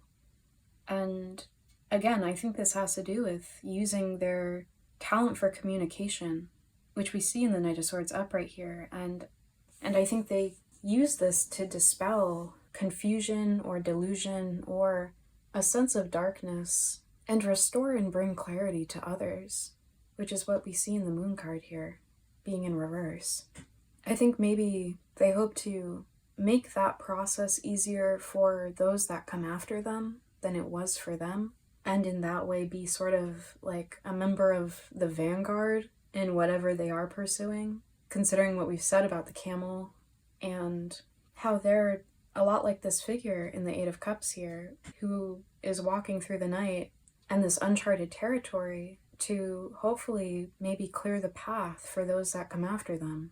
Like how this Knight of Swords is charging forward and dispelling the darkness to bring clarity, like we see in the Moon in reverse. I think that's connected to what we're seeing in this King card here, which talks about enlightened, benevolent leadership benefiting those in your charge. And with this Destroyer card, which says releasing what is potentially destructive, preparing for new life.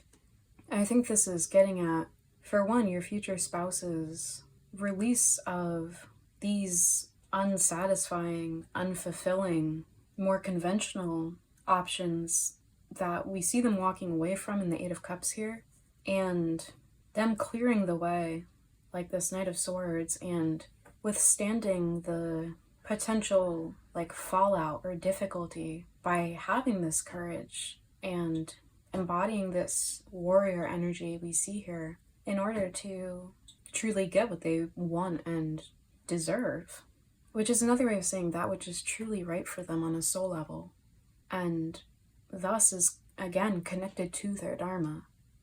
So that's all I'm seeing in these cards here. So group 2, that was your reading. I hope this reading was enjoyable. It was for me. So if it was for you too, I'd really appreciate if you gave this video a like. It also would help me out a whole lot if you subscribe to this channel if you haven't already done so. I'd really like to grow this channel more and share more readings with you all. I'd also really love to hear how you enjoyed this reading, so feel free to leave a comment below. All of these things are ways that you can help support this channel, and I really appreciate you doing any of these things. Hopefully I'll connect to you again in future readings, but in any case, take care. Bye!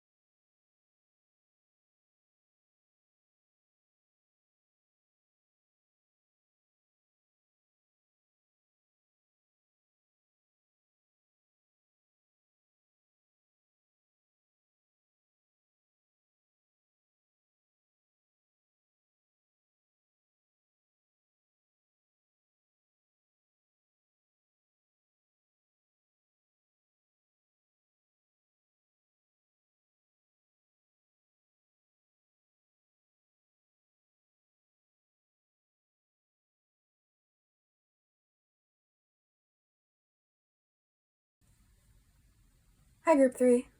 So you guys chose this Labradorite stone, and before we get started, I do want to say that if you skipped the intro, I highly recommend that you go back and listen to it to hear the breakdown of all of the topics that we're going to be looking at in this reading.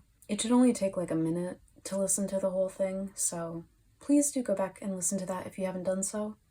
And if you have, hello. Let's get started. So, I have all of the cards for your future spouse's personality laid out on the table here.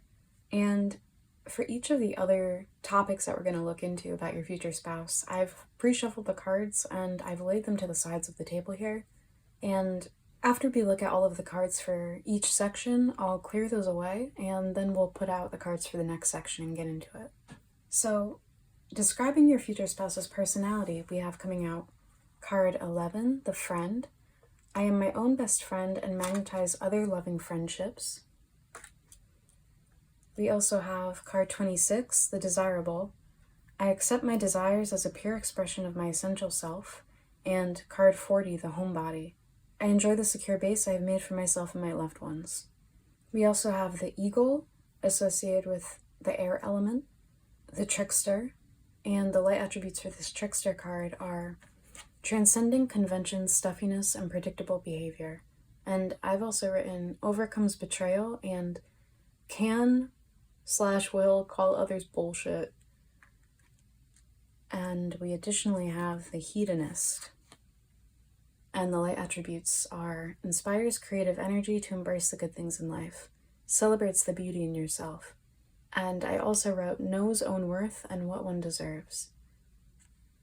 And I'm not really picking up the shadow attributes for this Trickster card here.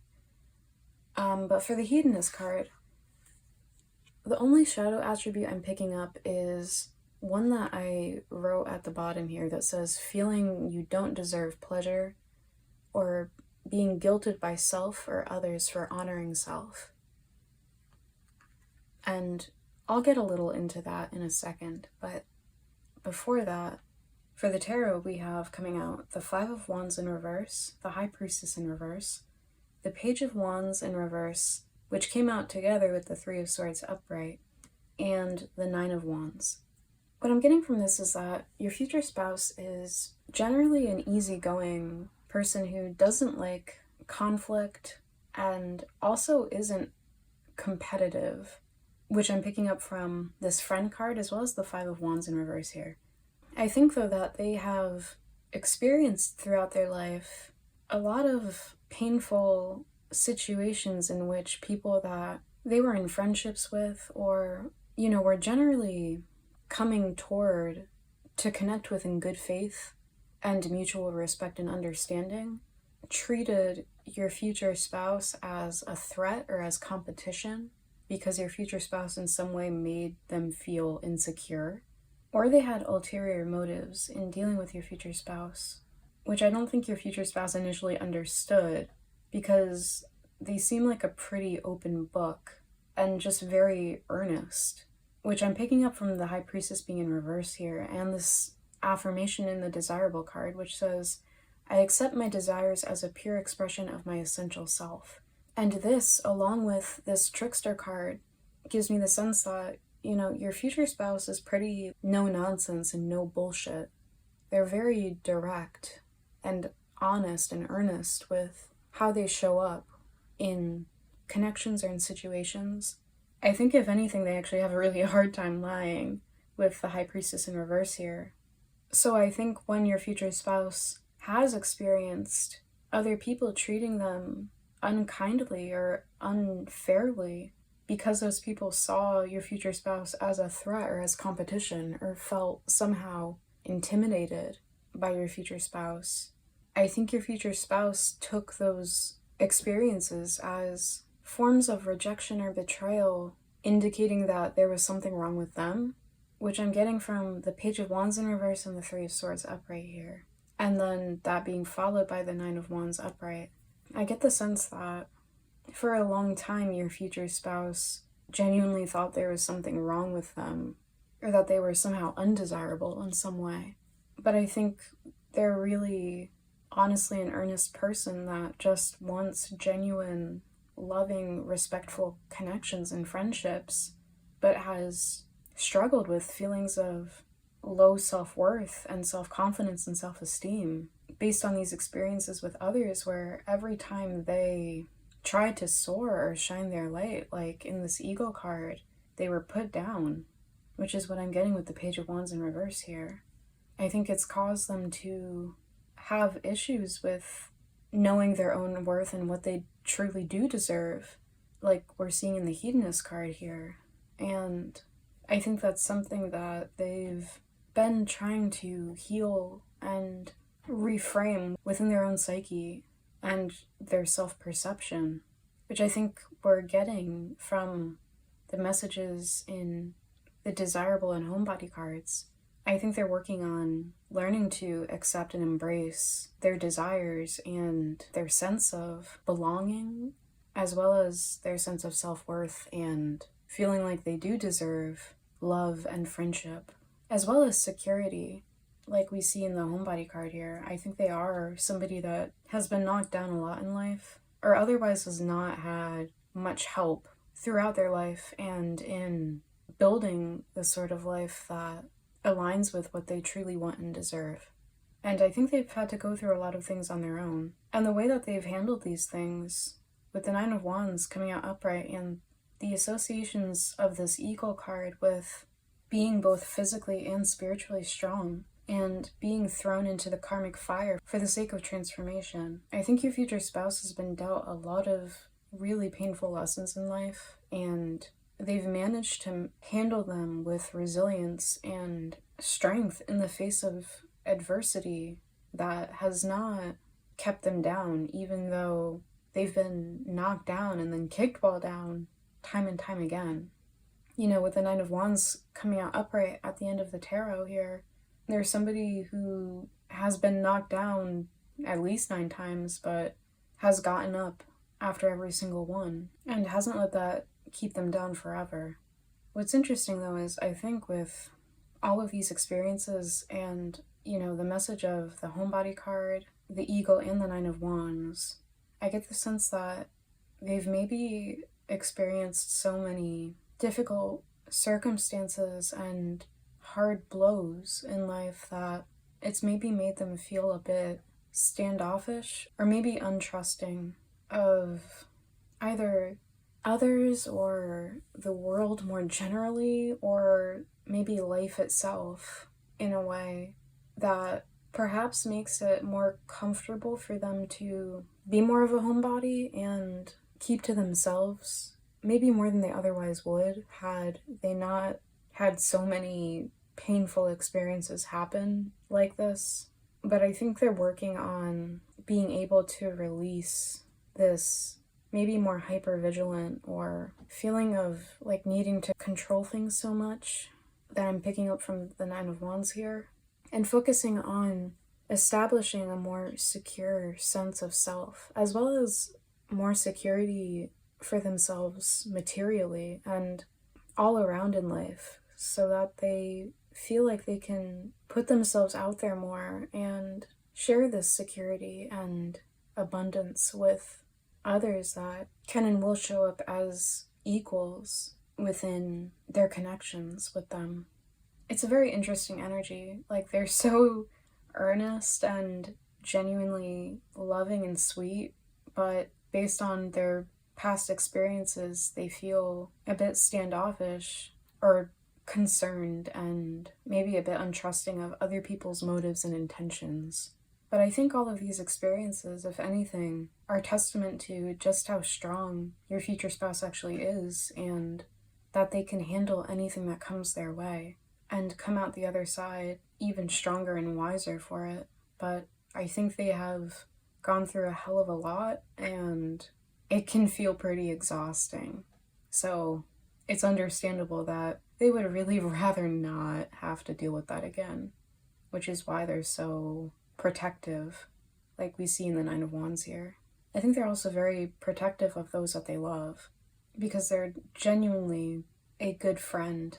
And when you are within their life and within their circle, what's theirs is yours, and when their loved ones are hurting, it hurts them too. And they're very sweet, and I think they also are quite a homebody more literally. Like, I think they like domestic tasks, or they like staying in and being cozy with the homebody card and with this hedonist card here. But I think that can sometimes come into tension with certain things that they want or need to experience for the sake of their growth. With this eagle card here, I think they genuinely want peace and quiet and comfort with the desirable and homebody cards coming out together, as well as with the Five of Wands in reverse here. But I think they also have certain desires or aspects of their essential self that require them to step outside of their comfort zone, or that make them feel like this tension between wanting this peace and comfort and security and wanting to be more adventurous and step into uncharted territory and the unknown, which we can also see in this trickster card where it says transcending convention, stuffiness, and predictable behavior. So I think they're the type of person that does really like their creature comforts and can also appreciate simple pleasures with the hedonist card here, but also does push themselves to step outside of their comfort zone and put themselves in new situations and go after new experiences, even though it often terrifies them and makes them feel super anxious and uncomfortable, with the Page of Wands in reverse here. But I think all of those experiences make them more comfortable with discomfort and make them stronger for it with the Nine of Wands. So I'm going to clear these cards out the way. Okay, so for your future spouse's physical appearance, we have the Romantics. I allow romance to touch my heart every day. This is card 29. And I'm looking at the images for these cards, or at least I did for the first two groups, though I'm finding it harder for your group to get a whole lot from the images here. But we also have card 43, the Sovereign. I am my authentic self, and no one has dominion over me. Oh, and it looks like this. And we have card 27, the Fighters. I fight my resistance to accepting the dualities of life, which looks like this on the other side. We also have the Cosmic Egg, which is associated with the spirit element in this deck. And we also got the Dragon, which is another spirit card in this deck, which is very interesting because there's only 7 of these cards in this deck. All of the other elements have, like, I don't know, a lot more than that. For the tarot, we have the King of Wands, the Eight of Swords in reverse, the Chariot, and the Emperor. And we also have the Addict card and the Don Juan. The first thing that I'm noticing is all of the figures that are wearing either orange or red. We have that in 3 of the 4 tarot cards here, and we have this guy in the Addict card in this red shirt, and we also have this person in this red dress in the Don Juan card. So this person might wear a lot of red or orange or like warmer colors, or that might be like the color of their aura, or that might be a particularly flattering color on them. Additionally, every time I see the King of Wands, I think he's a ginger when I first look at the card, even though, like, I think this is just a little hood that he's wearing on his head. But there's also this ginger person in the Don Juan card here in this red dress, so it's possible that your future spouse has gingery or maybe like auburn colored hair, or maybe they dye their hair. With the Cosmic Egg and Dragon cards, I think they certainly like to add a lot of color in their wardrobe, and this can also extend to their hair color. I also think they use their physical appearance as a form of self-expression, and they're definitely invested in how they style themselves as an extension of their personality, which I'm getting from the cosmic egg here, and how the snake is wrapped around this multicolored egg, which is making me think of your future spouse's multifaceted, colorful personality. And then in the dragon card, all of these colors are coming out on the dragon's scales. So it makes me think of like sort of as within, so without, but in the sense of their personality and their sense of self being expressed outwardly in how they style and adorn themselves. I think this person might also have particularly striking eyes, with the eye of the dragon so prominent in this card here. Regardless of their gender or your sexuality, I think this person is like exactly your type, or like you're very instantly physically attracted to them with this romantics card here, as well as with this Don Juan card here. And the light attribute being spotlights your positive seductive qualities. If your future spouse is somebody with shorter hair or like close cropped hair, I think they might wear it slicked back, which I'm getting from the Addict and Don Juan cards here. But I think also, regardless of their gender, they're probably physically in shape with this Fighters card here. Oh! Don't tell YouTube, but I forgot to cover up these Sphinx titties. So, I don't know, I might end up blurring that when I edit this, if anybody actually cares. Anyway, I'm wondering if maybe they have a really prominent chest, considering that I just remembered to cover up the Sphinx titties in the Chariot card, and how these two dudes wrestling in the Fighters card have their chests bare. And also, like, with the Eight of Swords in reverse, like, this figure is bound around their upper body, but in reverse, it's like the person being unbound. So maybe this person, like, has a broader chest. Maybe they either work out or have broad shoulders, or if they are somebody with breasts, they might have larger ones. If your future spouse is a man, I think they're definitely like, I hate to say it, but like a zaddy, if you will. Whoops. I think they're very masculine looking and like very strong, and I don't think they like overdo it in terms of working out, but like they're very masculine looking. I don't know. We have the Emperor, which is, you know, the archetypal zaddy of the tarot, and we have the Chariot here as well, which is considered like the young emperor on the move. I don't know. I once heard Jess Puckett say that. I don't know if that's like a common way of describing the Chariot, but the fact that we had the Chariot come out and the Emperor right after made me think of that. I think this person, if they are a man, is going to be kind of a silver fox when they get older, if they aren't one already, based on the transition from the Chariot to the Emperor here. But the King of Wands is also a super masculine figure. You know, he's both of the masculine or yang or yang elements of fire and air. You know, with the Sovereign and the Emperor here, and you know what, also the Chariot and the King of Wands, this person might have to dress in a specific way for their job. With all of these cards that have like something wrapping around the figure, like we have in the Sovereign card this figure wearing like this waist belt, or like chatelaine, I don't know how you pronounce that. I mean, I know how you pronounce it in French, but like I don't know how to pronounce it without sounding like an asshole. So you know what I mean.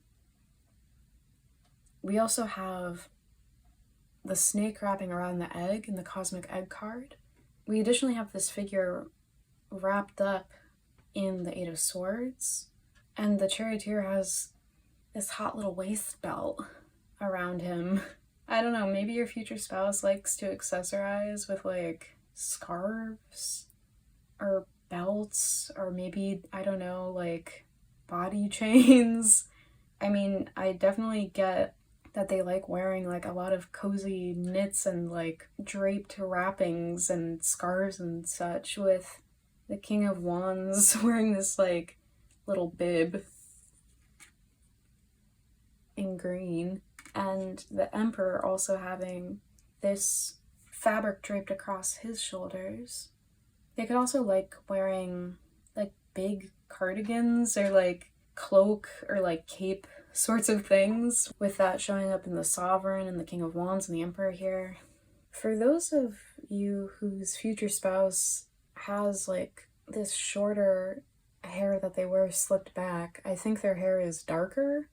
And I also think for maybe most of you that your future spouse is paler than the average for their ethnic or racial background. And I think this is kind of related to what we're also seeing in the Cosmic Egg and Dragon cards here, where for some of you, your future spouse actually is multi-ethnic or multiracial, which I'm getting from like the rainbow colors in both of these cards. But like we see with this Cosmic Egg card, how the snake is sort of devoid of color on the outside, but they have all of this color contained within this egg that they're wrapped around. I think your future spouse might only look like one ethnicity or race, even though they're not. Like, for instance, I personally look very white, and nobody on first glance at me ever suspects that I'm actually biracial and I'm black and white. So there could be something like that going on for your future spouse as well. And if my future spouse is watching this, hey, email me. But anyway, I think that's all that I'm getting from these cards here. So I'll move these out the way now. So for your future spouse's career, we have card 39, the Protector. I respect people's boundaries and require the same from them. And we also have 5, the Leaders. I know how to lead because I know what needs to be done. We also have the Wolf, associated with the Earth element. For the Tarot, we have Justice, the World in reverse, the Hermit, the Ace of Cups in reverse, and the Knight of Pentacles upright. We have the Servant. The light attribute is delight in serving others with a free and loving heart. I should mention that for the shadow attributes, I wrote down for one of the shadow attributes people pleasing, and I think that is relevant, and I'll explain in a second why that is. We also have the Priest. The light attributes are facilitates spiritual commitments, serves as a channel of spiritual energy. And I also wrote ritual ordination and leads by example. For the shadow attributes, we have violates the trust of your spiritual community, seduced by your own spiritual role. And I also wrote believes self to be above law, abuse of power, hypocrite, and use of ordained role to control. And I will also explain why I think those are relevant. Don't freak out, just hold on a second. And we actually had 3 of these cards. So we have 15, Glamour. Into this mirror I now see the realms of possibility. We also have card 39 with Safe Home. I cast the circle round about, safety now is beyond doubt. And that came out with card 28, Knowledge. Let me connect above and below. Let the knowledge of ancestors flow. So there are a few things that I'm seeing for your future spouse's career. So it's going to be different depending on who your future spouse is. But there are multiple careers that I am seeing as possibilities. So for one, with the Protector and the Leaders cards here, along with this Wolf card, which makes me think of being the leader of a pack, and in this deck is connected to being a guardian of a family or tribe, and is also connected to activism, mentorship, humanitarian efforts, and teaching. Along with this Safe Home card, now for many of you this is talking about your future spouse being of service to their community or a civil servant of some sort. With the Protector and the Leaders card, the Wolf, and then the Safe Home and Knowledge cards coming out together, along with how the Lamp in this Knowledge card connects to the Hermit here, and the way in this Priest card, this taller figure seems to be like protecting and leading this smaller figure below them. I get the sense that your future spouse is a teacher and is very devoted to making sure their students or anyone in their charge is safe and taken care of and looked after. And they try to show their students or anyone under their care or their watch how to be just like a good person and like a healthy, well-rounded person that is, decent to themselves and other people and has a good perspective and head on their shoulders, especially with this Knowledge card that says, let me connect above and below, let the knowledge of ancestors flow.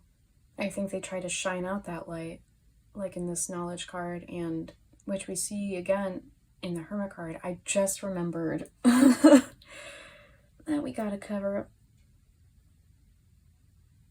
the girls here. So I'm gonna have to blur that out. Whoops. Okay, anyway. I think we're also seeing this in this Glamour card here. The way that this figure is shining this candle and looking at themselves and the light that they're holding in this mirror.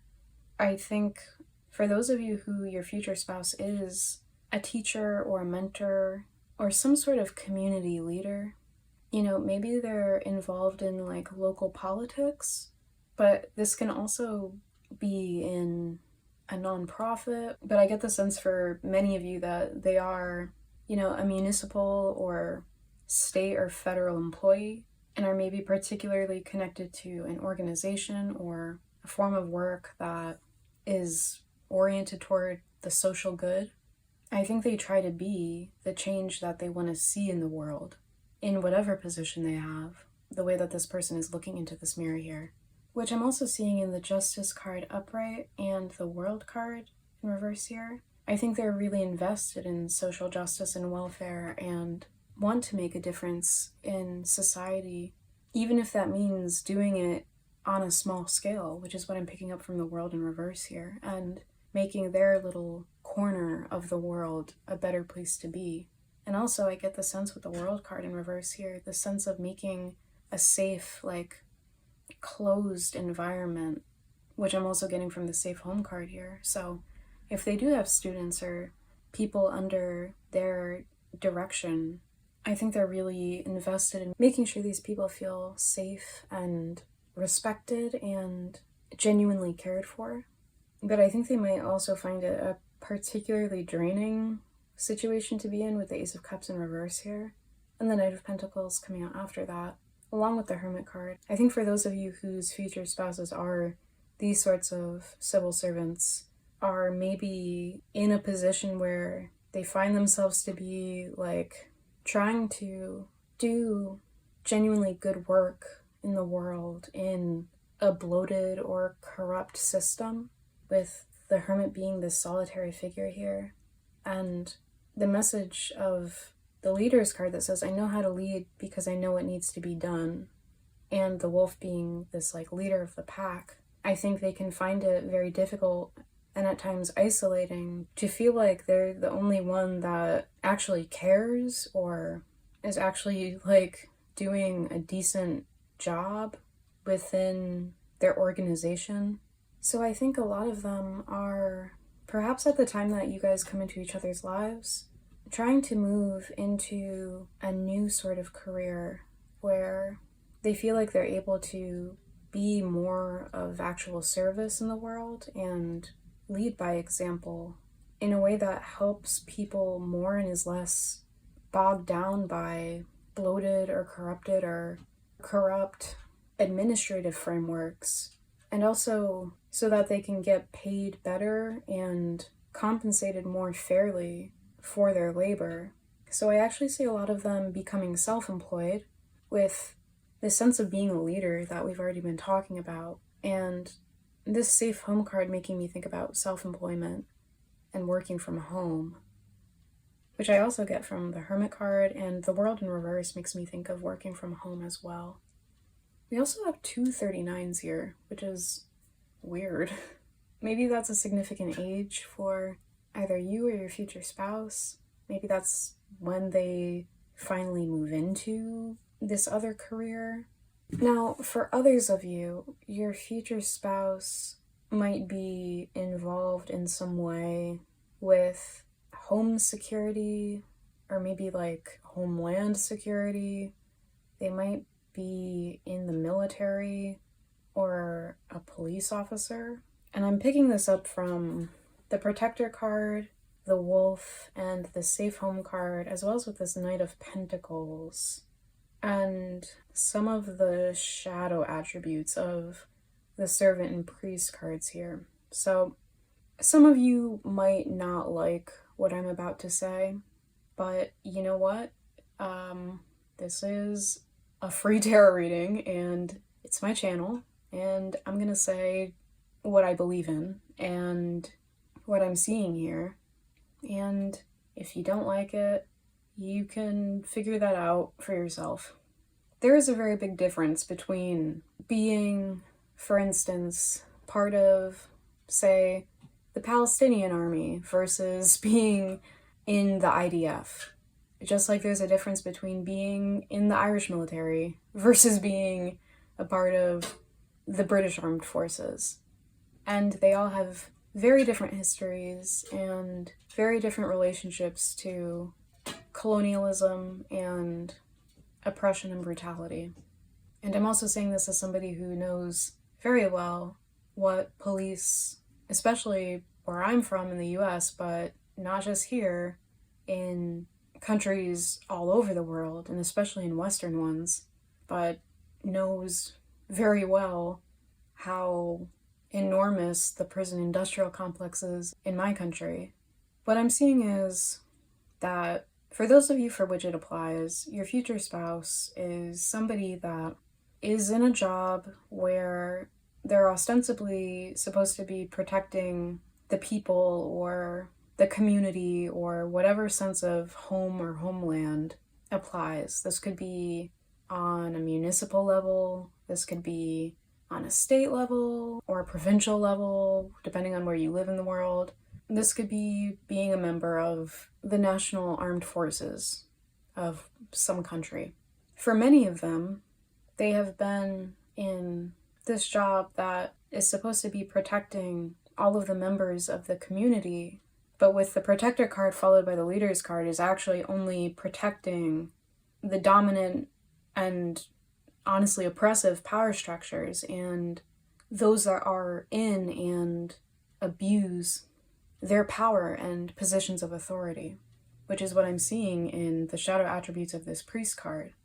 And with the Justice card, then followed by the World card in reverse, justice is not actually being served or distributed equally, and justice is not actually being dealt in a way that allows for actual closure and resolution of the social issues and inequalities at play with the world in reverse here.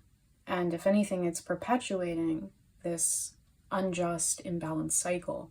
And within whatever organization this is, that is apparently for the welfare and the protection of the community, in truth, that organization is only serving its own interests and concealing that behind apparent generosity or humanitarianism, like we see in the shadow attribute of the servant card that I wrote that says concealing self-interest behind apparent generosity.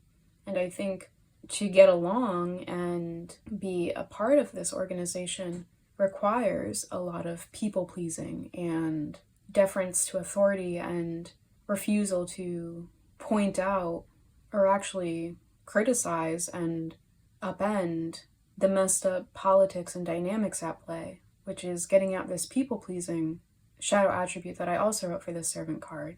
And I think a lot of people within this organization do hold themselves above the law and abuse their role in order to control others, which is what we see in the shadow attributes of this priest card.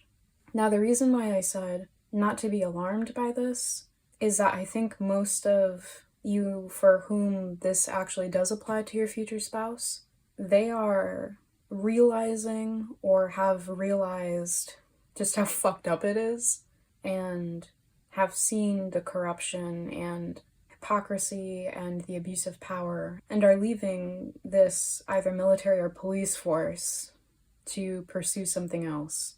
And maybe they were a whistleblower in some way with the Hermit card, as well as the other forms of illumination that we see in the Glamour and Knowledge cards here, because they recognize that it's not actually contributing anything good to society, and if anything, it's draining.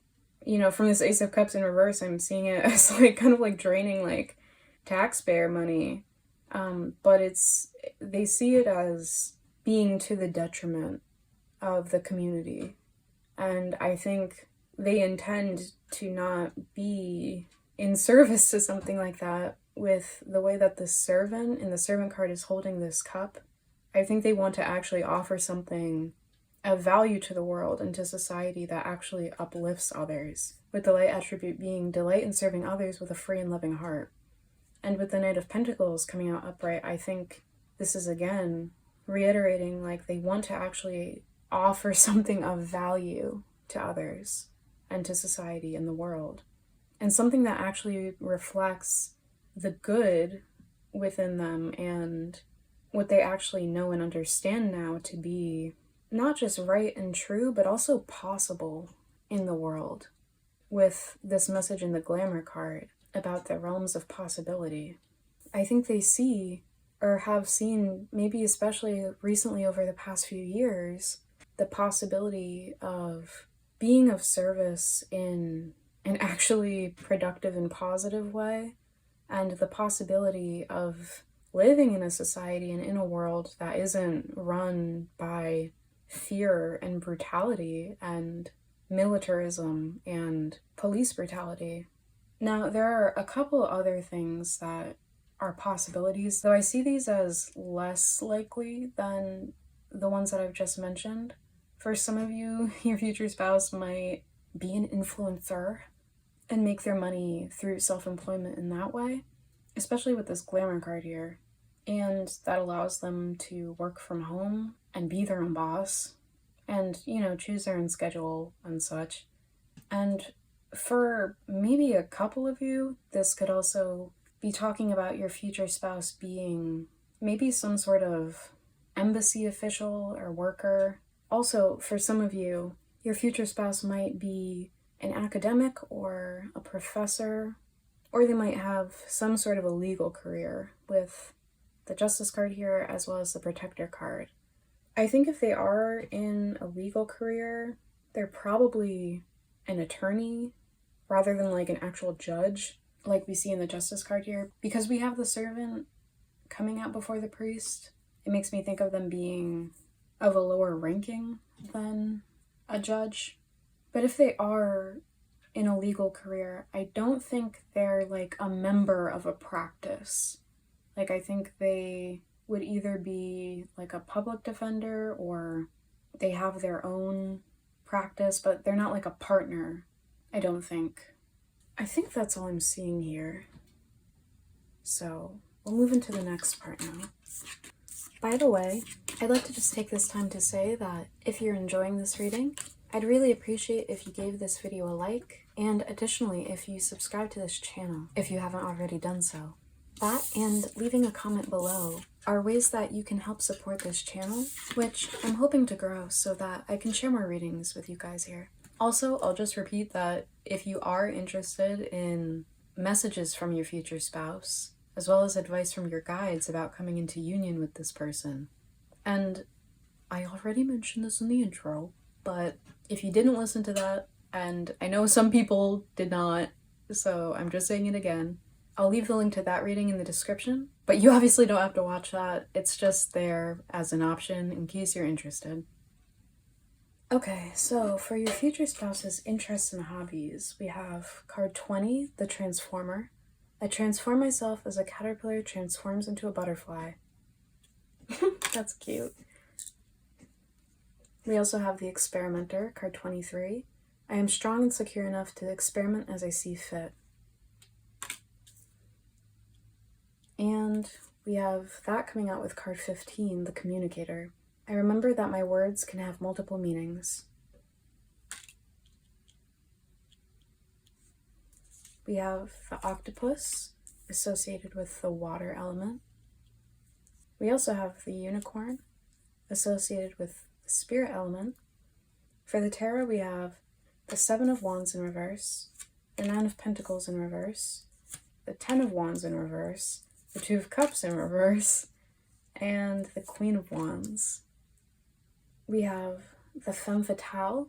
The light attributes are highlights the erotic energy of the feminine, opens your heart when your dependency is rejected.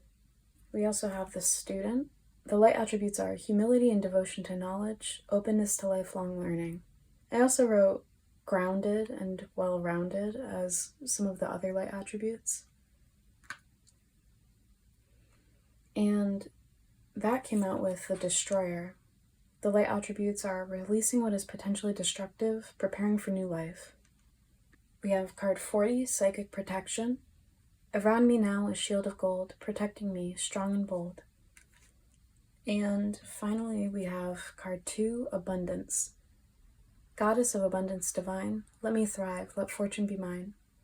I think your future spouse, at least at the time that you come into each other's lives, is maybe trying out a bunch of different things, hobbies-wise, in order to try to get themselves out there more, with the Transformer, Experimenter, and Communicator cards coming out, as well as with this Octopus card, talking about our social connections. And what I'm also seeing related to that in the tarot here, I think this is partly connected to what we were seeing about your future spouse's personality in the beginning of your reading, where they've maybe had certain hang-ups or wounds related to having difficulty feeling safe in connection with others or feeling like they can connect to others.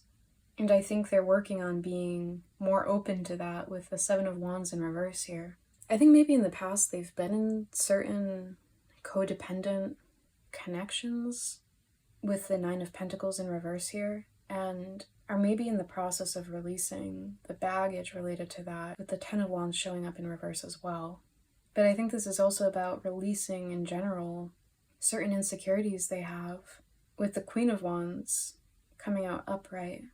And I think they're working on their sense of self-confidence and self-image, and working on disconnecting that from other people's perceptions of them, which I'm picking up from the Two of Cups in reverse, as well as this release of the codependent energy or dependency that I was just talking about, and how that's being reiterated in this light attribute of the Femme Fatale card, where it says, opens your heart when your dependency is rejected. I think this is a learning process for them with the Student card here, of coming into their own and their own sense of magnetism and confidence and self-authority. And they will still be in the process of releasing what is destructive and what has harmed their self-image and their self-confidence with this Destroyer card.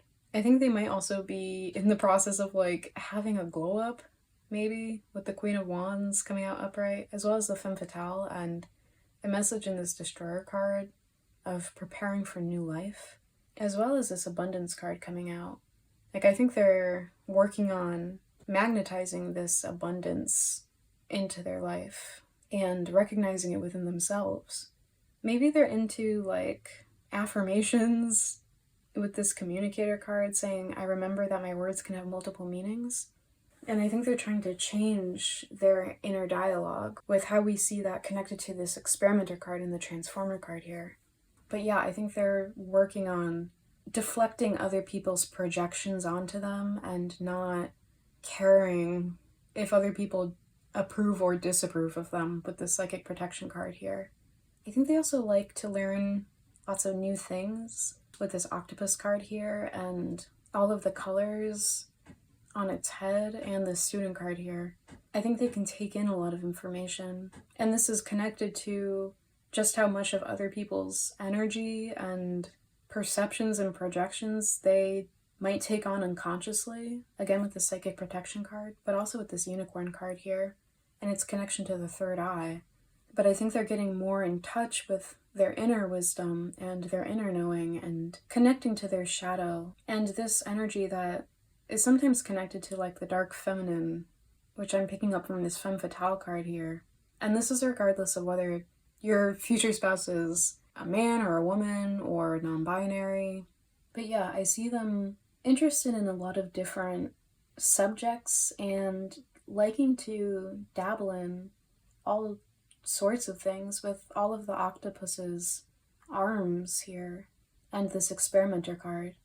And it does make them a well-rounded person with the student card here.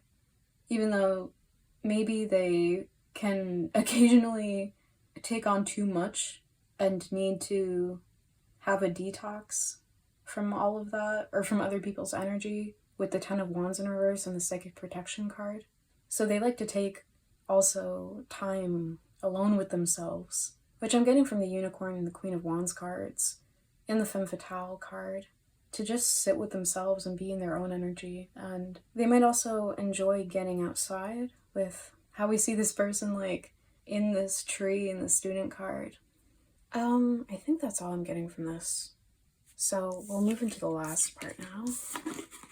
Oh, I forgot to mention that with these two cards both being purple here, and this card being about like psychic protection, and the unicorn being connected to the third eye chakra, I think your future spouse is also interested in like wee-woo stuff like this, and maybe tap in quite a bit to their own intuition and psychic abilities.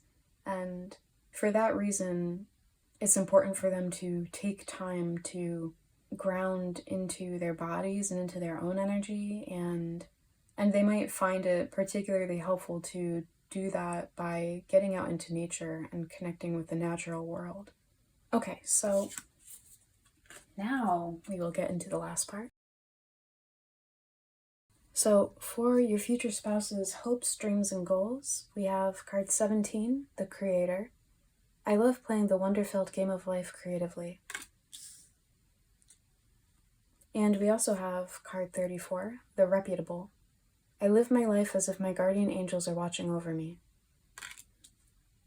We have the Snake, associated with the earth element. We also have the Scorpion, associated with fire. For the tarot, we have the Three of Pentacles in reverse, Temperance, the Eight of Pentacles, and the Star. We have the Liberator. The light attributes are freeing yourself and others from outmoded beliefs, releasing negative thought patterns. We also have the Hero or Heroine. The light attributes are passion for a journey of personal empowerment. I also wrote, knows how to assert own rights, says it with their chest, and will throw down when necessary. And that came out with the Rescuer card. The light attributes are provides strength and support to others in crisis, acts out of love with no expectation of reward. And I also wrote Reclaiming. Lastly, we have card 8, Destiny. All that I shall need to know, as I walk, shall now be shown. And 23, Romance. Romance, it is a sacred power. Let it come to me this hour.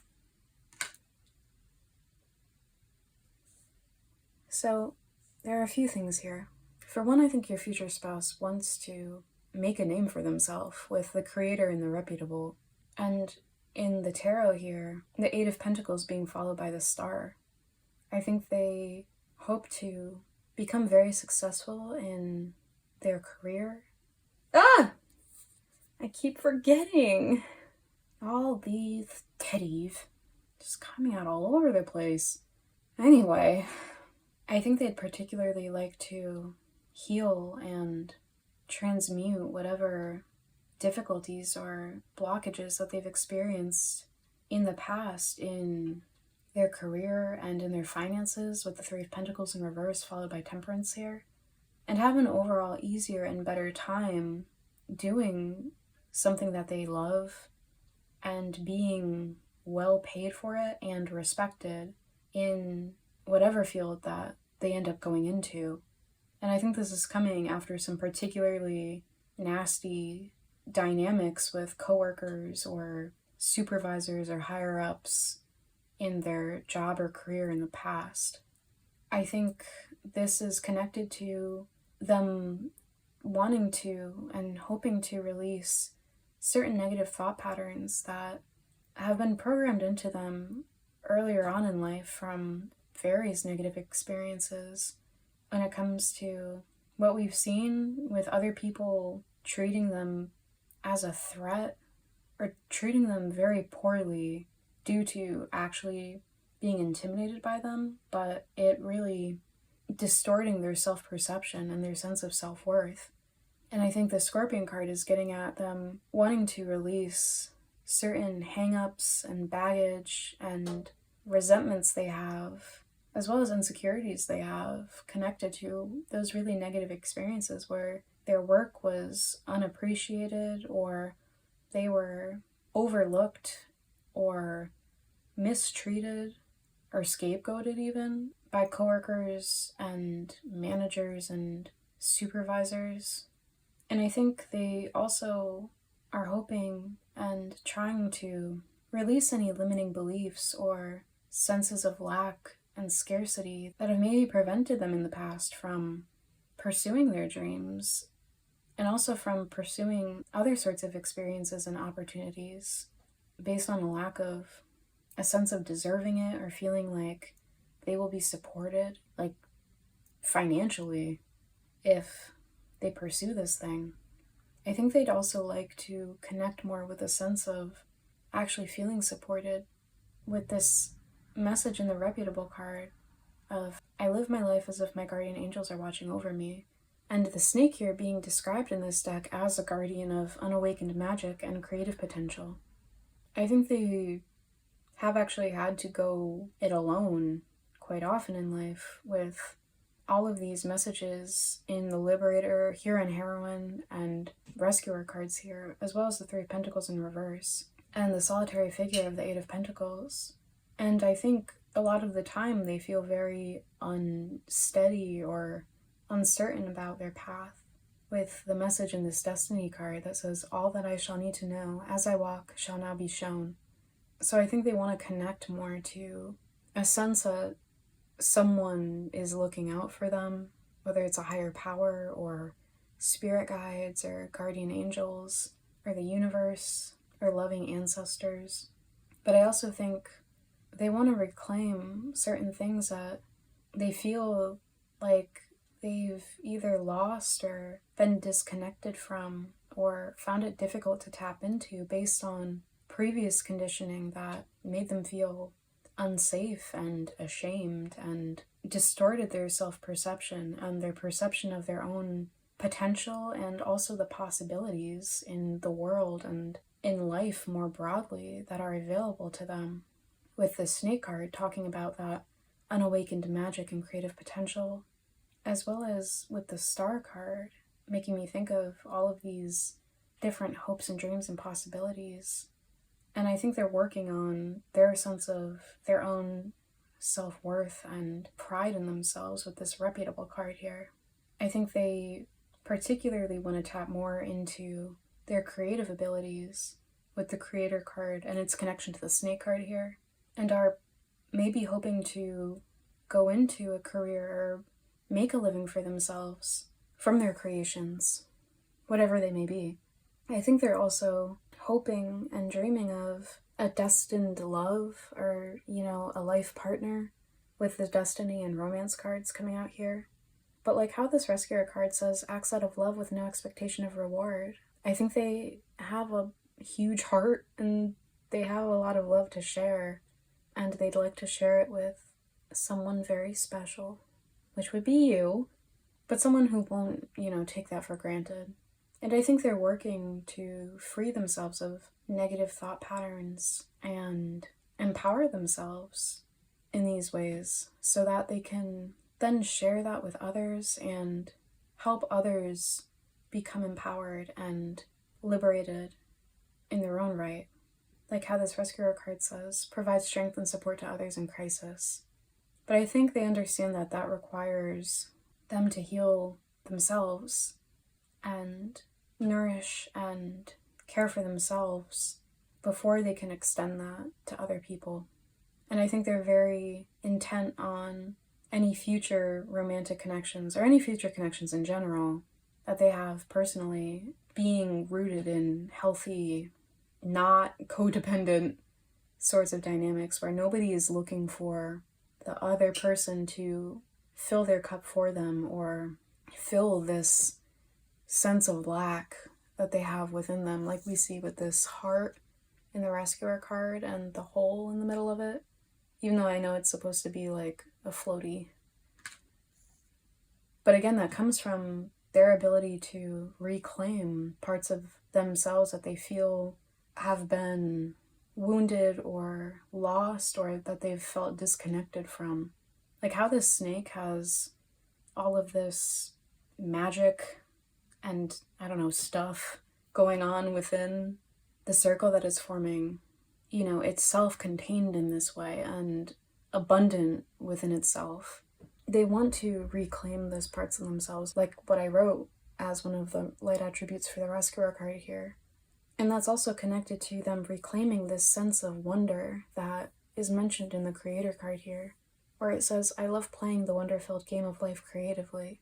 I think overall they're hoping and working toward connecting more to a sense of freedom and wonder and magic and play, as well as passion and faith, and a sense of security both within themselves and within their place in life and in the world, and wherever they may end up along the way. So, group 3, this is all that I'm seeing for you guys. I hope you enjoyed this reading. If you did, I'd really appreciate if you gave this video a like. It would also help me out a hell of a lot if you subscribe to this channel if you haven't already done so. I'd really like to grow this channel so that I can share more readings with you guys, and that seriously helps this channel grow. I'd also really appreciate if you left a comment letting me know how you enjoyed this reading. Again, if you're interested in hearing messages from your future spouse, as well as advice from your guides about coming into union with them, you can check out the previous reading that I did, and I'll leave a link to that in the description. Hopefully I'll connect you again in future readings, but in any case, take care.